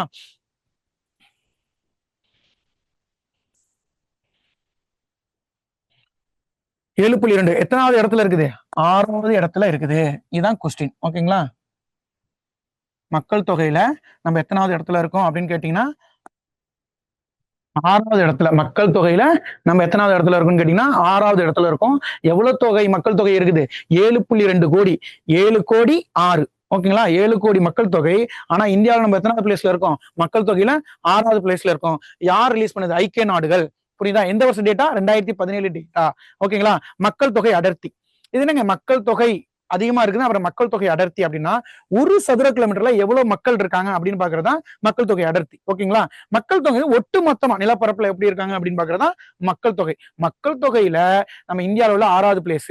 அடுத்து எத்தனாவது? 7.2 கோடி பேர் மக்கள் இருக்காங்க. மாநிலங்கள்ல பெரிய மாநிலம் எது? 11வது பெரிய மாநிலம் நம்ம தமிழ்நாடு. அப்ப தமிழ்நாடுனா எத்தனாவது பெரிய மாநிலம்? 11வது பெரிய மாநிலம். எவ்வளவு தொகை மக்கள் இருக்கு? 7.2 கோடி மக்கள் இருக்குது. எத்தனாவது பிளேஸ்ல இருக்காங்க? எவ்வளவு மக்கள் தொகை இருக்குது? 6வது பிளேஸ்ல இருக்காங்க. இது யார் ரிலீஸ் பண்ணா? 2017 படி யுஎன்ஓ ரிலீஸ் பண்ணுச்சு. ஓகேங்களா? இந்த மாதிரிலாம் தெரிஞ்சுங்க. மக்கள் தொகை அடர்த்தி. மக்கள் தொகை 2011 படி நம்ம தமிழ்நாடு எவ்வளவு இருக்கு? 555. இது கொஸ்டின்ஸ். ஓகேங்களா? 2015 படி நம்ம எவ்வளவு இருக்கோம்? இந்தியா 2001ல எவ்வளவு இருக்கும்? ஏன்னா ரெண்டுமே பாத்துங்க. 2001 படி எவ்வளவு இருக்கும்? 2011 படி எவ்வளவு இருக்கும் பாருங்க. 2001 படி 480 இருக்கும். ஓகேங்களா? 2011 படி 500. அப்ப என்ன இருக்கு? இன்க்ரீஸ் ஆயிருக்கு. மக்கள் தொகை இன்க்ரீஸ் ஆயிருக்கு. அடர்த்தி அப்ப பாப்புலேஷன் ஆகுது இன்க்ரீஸ். இதை வச்சு நம்ம என்ன பண்ணலாம்? இன்க்ரீஸ் பண்ணலாம். அப்ப இந்தியாவின் மாநிலங்களில் அடர்த்தியில நம்ம எத்தனாவது பிளேஸ் பாருங்க. ரெண்டுக்கும் டிஃபரெண்ட் புரியுதுங்களா? மக்கள் தொகையில நம்ம எத்தனாவது பிளேஸ்? அடர்த்தியில மக்கள் தொகையில எத்தனாவது பிளேஸ்? 6வது பிளேஸ். மக்கள் தொகையில 6வது பிளேஸ். மக்கள் தொகை அடர்த்தியில 12வது பிளேஸ் நம்ம தமிழ்நாடு. நான் சொல்றது எல்லாமே தமிழ்நாடு ரிலேட்டடா உள்ள டேட்டா. ஓகேங்களா? இந்திய நாட்டுல நம்ம தமிழ்நாடு வந்து 555 அடர்த்தியில. இந்திய நாடுகளுக்கு 382 இருக்கு. ஓகேங்களா? நகரமயமாதல்ல நம்ம தான் என்ன ஆயிட்டு இருக்கோம்? அதிகமா இன்க்ரீஸ் ஆயிட்டு இருக்கு பாருங்க. 48.4. இது அப்படியே வச்சிருந்தோம். நகரமயமாதல்ல நம்ம இந்த அசஸ் சீரீஸ்ல கூற்று காரணம் சரியில்லை 48.4 உள்ளது அப்படின்னு வச்சிருக்கோம். நகரமயத்தின் சராசரி இந்தியாவில பாருங்க 31.5. புரியுதுங்களா நான் சொல்றது? இந்தியாவில் வந்து 31.5. தமிழகம் வந்து எவ்வளவு? 48. நகரமயமான மக்கள் அந்த இன்க்ரீஸ் பண்றாங்களா? இப்போ ஒரு ஃபார் எக்ஸாம்பிள் முன்னாடி இந்த ஏரியா பாத்தீங்கன்னா அந்த கொஞ்சம் தூரம் வரையும் தான் இருக்கும். இன்னும் சொல்ல சென்னையை வச்சுங்க. சென்னை முன்னாடி பார்த்தா தாமரம் வரைக்கும் தான் அது ஏரியா இருக்கும். இப்ப கிட்டத்தட்ட பாத்தீங்கன்னா செங்கல்பட்டு வரைக்குமே ஏரியா ஆயிடுச்சு, நகரமயம் ஆயிடுச்சு. அங்க இண்டஸ்ட்ரியல்ஸ் வருது. இண்டஸ்ட்ரியல்ஸ் வந்து அது ரிலேட்டடான குடியிருப்புகள் வருது. அது அங்க குடியிருப்புகள் வந்தோன்னா அங்க ரோடு வருது. ரோடு வந்தோன்னா பஸ் ஸ்டாப் வருது, பஸ் ஸ்டாண்டு வருது. அதுக்கப்புறம் அதுக்கான அனைத்து உள்கட்டமைப்புகளையும் உருவாக்கிட்டாங்க. இப்ப உருவாக்கிட்டோம்னா அது என்ன ஆயிடுது? முன்னாடி அது வந்து கிராமப்புறமா இருந்துச்சு, இப்ப என்ன ஆயிடுச்சு? நகர்ப்புறம் ஆயிடுச்சு. அப்ப நகர்ப்புறத்துல எவ்வளவு பர்சன்டேஜ் நம்ம இது நகர்ப்புறமா இருக்கு? தமிழ்நாட்டுல ஒட்டுமொத்தமானா கிட்டத்தட்ட 50 அப்படிங்கிற மாதிரி வச்சுங்க. 50% நம்ம நெருங்கியாச்சு. ஓகேங்களா? இந்திய அளவுல எவ்வளவு இருக்குன்னா 31.5 தான் இருக்கிறாங்க. தமிழ்நாட்டின் நகர மக்கள் தொகை எவ்வளவு இருக்காங்க அப்படின்னு கேட்டீங்கன்னா 9.6. இப்ப இன்க்ரீஸ் ஆயிடுச்சு. ஓகேங்களா? அடுத்ததான் கரண்ட் அஃபேர்ஸ்லாம் சொல்றேன். எவ்வளவு இன்க்ரீஸ் ஆயிருக்குன்னா 9.6. இப்ப நான் ரெண்டையும் பாருங்க. மக்கள் தொகை எவ்வளவு மக்கள் தொகை இருக்கு? 7.2 கோடி மக்கள் தொகை இருக்குது. எத்தனாவது இடத்துல இருக்குது? பெரிய மாநிலங்கள்ல 6வது இடத்துல இருக்காங்க. ஓகேங்களா? மக்கள் தொகையில. மக்கள் தொகை அடர்த்தியில எத்தனாவது இடத்துல இருக்காங்க அப்படின்னு கேட்டீங்கன்னா எத்தனாவது? 12வது இடத்துல இருக்காங்க. ஓகேங்களா? மக்கள் தொகை அடர்த்தி வேற, மக்கள் தொகை வேற. அடர்த்திங்கிறது ஒரு ஸ்கொயர் ஃபீட்டர்ல எவ்வளவு பேர் இருக்காங்கன்னு சொல்றதுதான். ஓகேங்களா? நகரமயமாதல்ல 48.4% இருக்காங்க. இந்தியா வந்து 31.5 இருக்குது. நகரத்துல மட்டும் அவங்க மக்கள் எவ்வளவு இருக்காங்க? 9.6% மக்கள் வாழ்ந்துகிட்டு இருக்காங்க. ஓகேங்களா? அடுத்து பாலின விகிதம். பாலின விகிதம்னா 1000 பேருக்கு எவ்வளவு வந்து பெண்கள் இருக்காங்க? 2011 படி கம்மியா இருந்தாங்க. ஆனா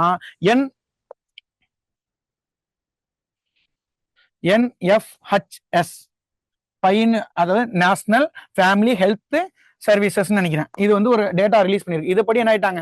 1000 ஆண்களுக்கு 1000க்கு மேல பெண்கள் வந்து என்ன ஆயிட்டாங்க? இன்க்ரீஸ் ஆயிட்டாங்க அப்படின்னு சொல்லி இருக்குது. 2011 படி நம்ம எப்படி இருக்கோம் அப்படிங்கிறத பாருங்க. 2011 படி தமிழ்நாட்டின் பாலின விகிதம் 995. இது வந்து சில நேரத்துல 993, 992 எல்லாம் கூட வைக்கிறாங்க. கொஸ்டின் பேப்பர் ப்ரீவியஸ் கொஸ்டின் பேப்பர்ல பாத்தீங்கன்னா வைக்கிறாங்க. ஆனா ஸ்கூல் டேட்டா படி தமிழ்நாட்டின் பாலின விகிதம் எவ்வளவு இருக்குன்னா 995 இருக்குது. ஓகேங்களா? 995 இருக்குது. ஓகேங்களா? பிற மாநில ஒப்பிடும்போது நம்ம என்ன இருக்கோம்? 3வது இடத்துல இருக்கோம். ஓகேங்களா? இந்திய அளவிலும் இந்தியா விகிதம் மிகவும் அதிகமாகும். பாலின விகிதத்தில் இங்க பாருங்க. பாலின விகிதத்தில் கேரளம், புதுச்சேரி, யூனியன் பிரதேசம் அடுத்தபடியாக கேரளம், புதுச்சேரிக்கு அடுத்தபடியாக நம்ம எத்தனாவது இடத்துல இருக்கோம்? மூணாவது இடத்துல இருக்கும். பாலின விகிதத்துல நம்ம எத்தனாவது இடத்துல இருக்கோம்? மூணாவது இடத்துல இருக்கோம். மூணாவது இடத்துல வேற என்னெல்லாம் சொல்லியிருக்கோம் சொல்லுங்க? சுகாதாரத்துல நிதி ஆயோக் ரிலீஸ் பண்ணதுபடி மூணாவது இடத்துல இருக்கும். பாலின விகிதத்தின்படி நம்ம எத்தனாவது இடத்துல இருக்கோம்? மூணாவது இடத்துல இருக்கோம். அப்ப மூணாவது இடம்னா பாலின விகிதம் வந்துடணும், சுகாதாரம் வந்துடணும். ரெண்டாவது இடம்னா அங்க என்னென்ன வந்துடலாம் பார்க்கணும். முதல் இடம்னா தொழில்துறையில முதல் இடத்துல இருக்கும். இதை பத்தி சொல்ற போர்ட்டல் என்ன? உதயம் போர்ட்டல் அப்படின்னு அப்படி அப்படி அப்படி ரிலேட்டடா கனெக்ட் பண்ணி படிங்க. ஓகேங்களா? அடுத்து உடல்நலம். இப்ப நான் சொன்னேன்னா இது வந்து எத்தனை எந்த எந்த எந்த எந்த வருஷ டேட்டான்னு பாருங்க. 2017 தான் நினைக்கிறேன். ஓகேங்களா? ஐஎம்ஆர்னா என்னங்க? இப்பதான் சொன்னேன், குழந்தை இறப்பு விகிதம். 1000 குழந்தைக்கு எவ்வளவு குழந்தை இறந்து போகுது அப்படின்னு சொல்றதா ஐஎம்ஆர் பாருங்க. தமிழ்நாட்டுல வந்து 17, 1000க்கு 17 குழந்தை தான் இருக்குது. இந்தியாவில பாருங்க, இந்திய அளவுல 34. ஏன் கம்மியா இருக்கு அப்படின்னா, நம்ம ஒரு ஸ்டேட், இந்தியாங்கிறது 28 ஸ்டேட்டும் சேர்ந்தது. புரியுதுங்களா நான் சொல்றது? 28 ஸ்டேட்டுக்கும் சேர்ந்து 34 தான். ஆனா அதுல எப்பயுமே இது ஒரு ஷார்ட்கட்டா வச்சுங்க, இதோட பாதி தான் என்ன இருக்கும்? கம்மியா தான் இருக்கும். இப்ப ஐஎம்ஆர்ல இந்தியாவில 1000 குழந்தைக்கு 34 இறக்குது, இங்க என்னது 17 தான் இருக்குது. எம்எம்ஆர் பாருங்க, எம்எம்ஆர்னா ஒரு டிஃபரன்ஸ் சொன்னேன். என்ன சொன்னேன் அப்படின்னு கேட்டீங்கன்னா, 1 லட்சம் அப்படின்னு சொன்னேன். 1 லட்சம் தாய்மார்கள்ல 159 பேர் என்ன பண்றாங்க? இந்தியாவில இறக்குறாங்க. 79 பேர் என்ன இருக்காங்க?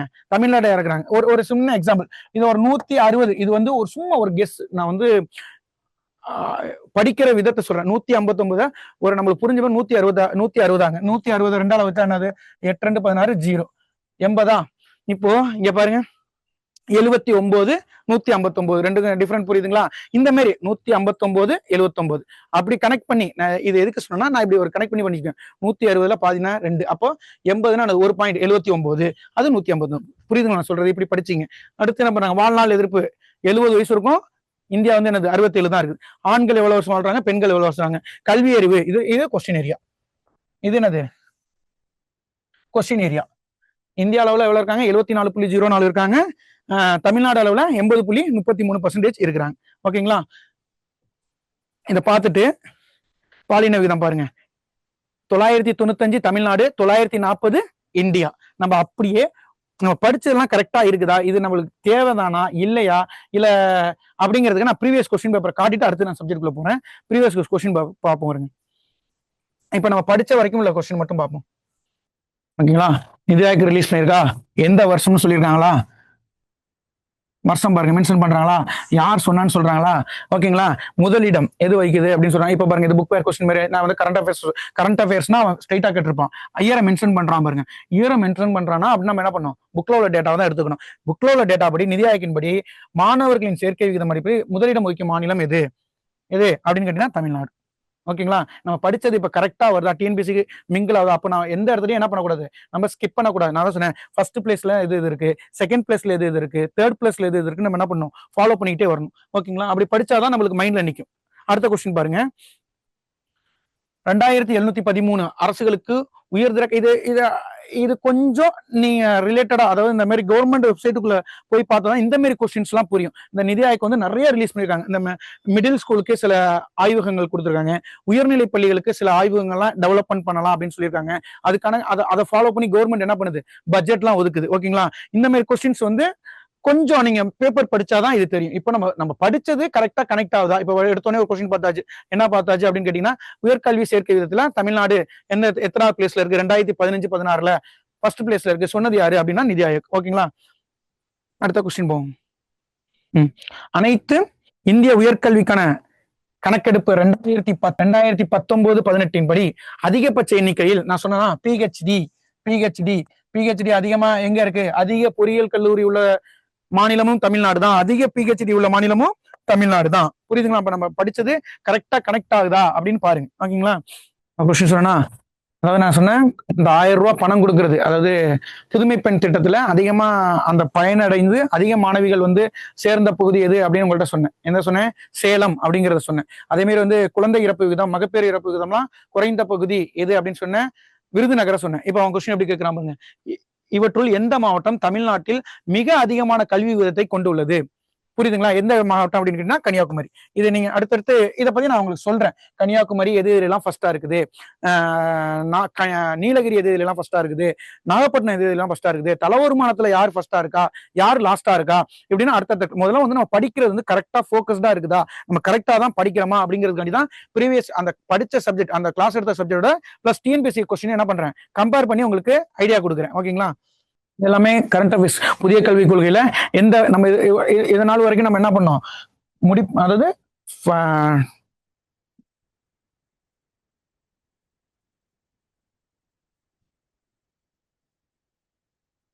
+2 அப்புறம் காலேஜ் 3 வருஷம், அதுக்கப்புறம் என்ன பண்ணுவோம் 2 வருஷம் இப்படிதான் படிப்போம். ஓகேங்களா? +2 3 வருஷம், இது +2 முடிச்சுட்டு அப்புறம் 3 வருஷம் முடிச்சுட்டு அப்புறம் 2 வருஷம் பிஹெச் இப்படி முடிப்போம். இப்போ என்ன பண்றான், புதிய கல்விக் கொள்கை 2023 என்ன பண்றான், 5 4 3 3 அப்படிங்கிற மெத்தடை ஃபாலோ பண்றான். இதெல்லாம் கரண்ட் டேட்டாவோட ரிலேட்டட். ஓகேங்களா? மறுபடியும் ரிப்பீட்டட் கொஸ்டின் பாருங்க. அதே கொஸ்டின் அப்படியே எத்தனை வருஷம் அடுத்த வாட்டியும் ரிப்பீட் பண்றான் பாருங்க. இந்த கொஸ்டின் 2019-18 படி அதிக பிஹெச்டி உள்ள எங்க அதிகமா இருக்குது அப்படின்னு கேட்டீங்கன்னா தமிழ்நாடு. முன்னாடி தமிழ்நாடு லாஸ்ட் ஆப்ஷனா இருந்துச்சு, இப்ப ஆப்ஷன் எடுத்து ஃபர்ஸ்ட்டுக்கு போயிடுச்சு. புரியுங்களா? கொஸ்டின் எப்படி ஒரே கொஸ்டின் எப்படி கேட்கறான் மட்டும் ரிப்பீட்டட் ஆகுறான் அப்படிங்கிறத பாருங்க. எது எதுலாம் ஃபர்ஸ்டா இருக்கும், பிஹெச்டி அதிகமா இருக்கும், சுகாதாரத்துல 3வது இடத்துல இருக்கும், மக்கள் தொகை இடத்துல 12வது இடத்துல இருக்கிறோம், வேற எதுலங்க 3வது இடத்துல இருக்கிறோம், இன்னொன்னு 3வது சொன்னேன்னு அதை ஃபாலோ பண்ணுங்க 3வது இடத்துல இன்னொரு இதுல இருக்கிறோம். ஓகேங்களா? அது மாதிரி தொழிற்சாலைகளின் பங்களிப்புல எவ்வளவு இருக்கும், சேவைகள்ல எவ்வளவு பெர்சன்டேஜ் இருக்கும், 16 17. ஓகேங்களா? தொழிற்சாலைகளின் பங்களிப்புல 17% இருக்கும், சேவைகள் எவ்வளவு பெர்சன்டேஜ் இருக்கும், 16% இருக்கும். ஓகேங்களா? இந்த மாதிரி கொஸ்டின்ஸ் அடுத்து என்ன பண்ணுவாங்கன்னா ஹியூமன் டெவலப் இண்டெக்ஸை பத்தி கொஸ்டின் இருக்கும். அதுல நம்ம எந்த பிளேஸ்ல இருக்கும், எந்த வருஷம் தமிழ்நாடு வந்து ஹியூமன் டெவலப் இண்டெக்ஸ் வந்து எடுத்துக்கிட்டாங்க, இண்டிகேட்டர் எடுத்து என்னென்ன இண்டிகேட்டர்லாம் நம்ம ஃபாலோ பண்றோம் அப்படிங்கிறதா. இப்போ வந்து நம்ம வந்து அது ரிலேட்டடா உள்ள பேசிக் எது எதுலாம் ஃபர்ஸ்ட் இருக்கும் செகண்ட் இருக்கும் அப்படின்னு நம்ம ஒரு பேசிக் கிளாஸ் சொல்லி முடிச்சிருக்கோம். ஓகேங்களா? எது உங்களுக்கு டவுட், எந்த இடத்துல புரியல அப்படின்னு கமெண்ட் கொடுத்தீங்கன்னா நான் ஆன்சர் பண்ணுவேன். எந்த கனிமங்கள் அதிகமா இருக்கு, விக்னினேட் எவ்வளவு பர்சன்டேஜ் இருக்கு, 87%. எது கம்மியா இருக்கு, மேக்னீஸ் கம்மியா இருக்கு, எவ்வளவு இருக்கு, 17% இருக்கு. எது அதிகமா இருக்கு, விக்னேட் அதிகமா இருக்குது. ஓகே, கரடி கூட்டத்துல என்ன கிடைக்கும், மதுரை கரடி கூட்டத்துல என்ன கிடைக்கும், மாலிடெப்னம் கிடைக்கும்.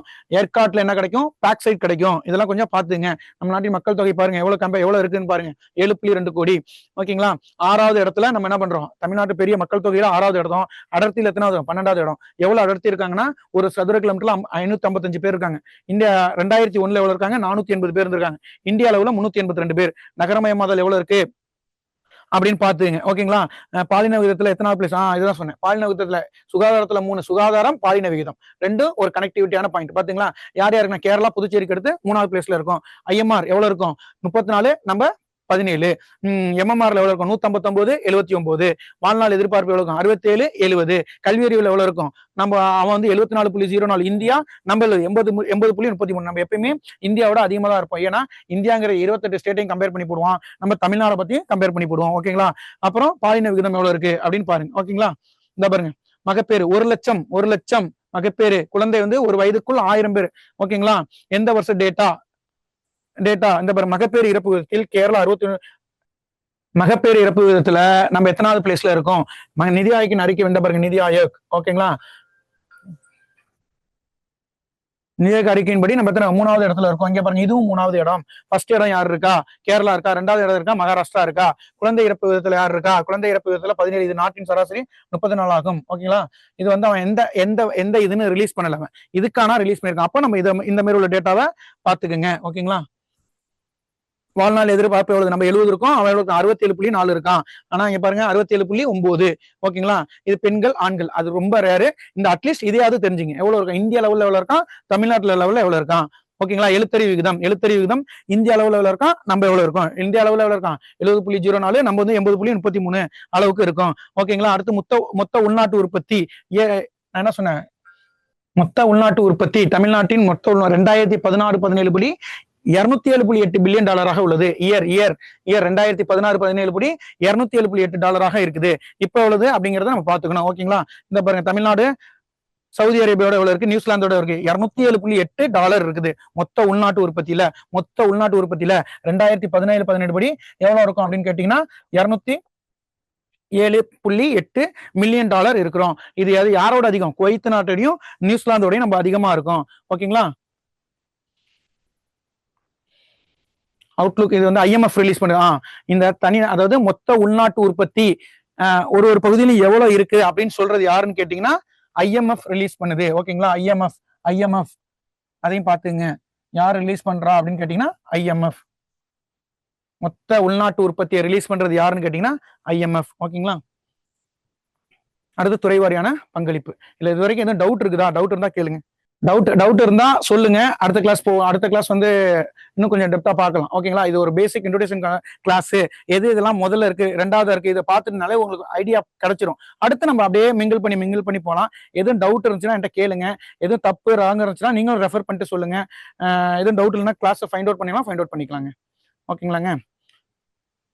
நல்லா எதுவும் டவுட்டு கிளாஸ் எப்படி இருந்துச்சு அப்படின்னு உங்களுக்கு எதுவும் கமெண்ட் எதுவும் கொடுத்தீங்கன்னா கமெண்ட் பண்ணுங்க. ஓகேங்களா? அடுத்து ஒரு உங்களுக்கு இதை காட்டிக்கிறேன். தமிழ்நாடு ரிலீஸ் பண்ண அந்த எக்கனாமிக் சர்வே அதையும் நான் ஃபுல்லா டேட்டாவை ரெஃபர் பண்ணிட்டு வந்திருக்கேன். நான் திருப்பி சொல்றது ரைட் என்னன்னா இயரை பாருங்க. இயர் அது பாத்தீங்கன்னா 2017-18 தான் மேக்ஸிமம் இருக்கும். அடுத்து நம்ம பார்க்க போது 2024-25. அவன் கொஸ்டின் எந்த இயர்ல இப்படி கொஸ்டின் வந்து ட்விஸ்ட் வந்து இயர்ல தான் வைப்பான். இதை ஃபோக்கஸ் பண்ணி எதுலாம் ஃபர்ஸ்ட் செகண்ட் படிச்சாலே இந்த சப்ஜெக்ட் ஓரளவுக்கு கவர் ஆயிடும். ஓகேங்களா? இது அட்லீஸ்ட் ஒரு 3-4 கிளாஸ்லயே முடிச்சுட்டு உங்களுக்கு என்ன பண்ணும், ரிவிஷன் பண்ணாதான் இந்த சப்ஜெக்ட் வந்து ஈஸியா இருக்கும். நீங்க இல்லைன்னா அப்படின்னா மறந்துடும். ஓகேங்களா? இதுக்கு எவ்வளவு ரிவிஷன் எஃபர்ட் போடுறீங்களோ இது உங்களுக்கு கேதர் ஆயிடும். ஓகேங்களா? எதுவும் டவுட் இருந்தா சொல்லுங்க. தேங்க்யூ. எல்லாருக்கும் thank you. Send a map. You dare to dream, we care to accomplish.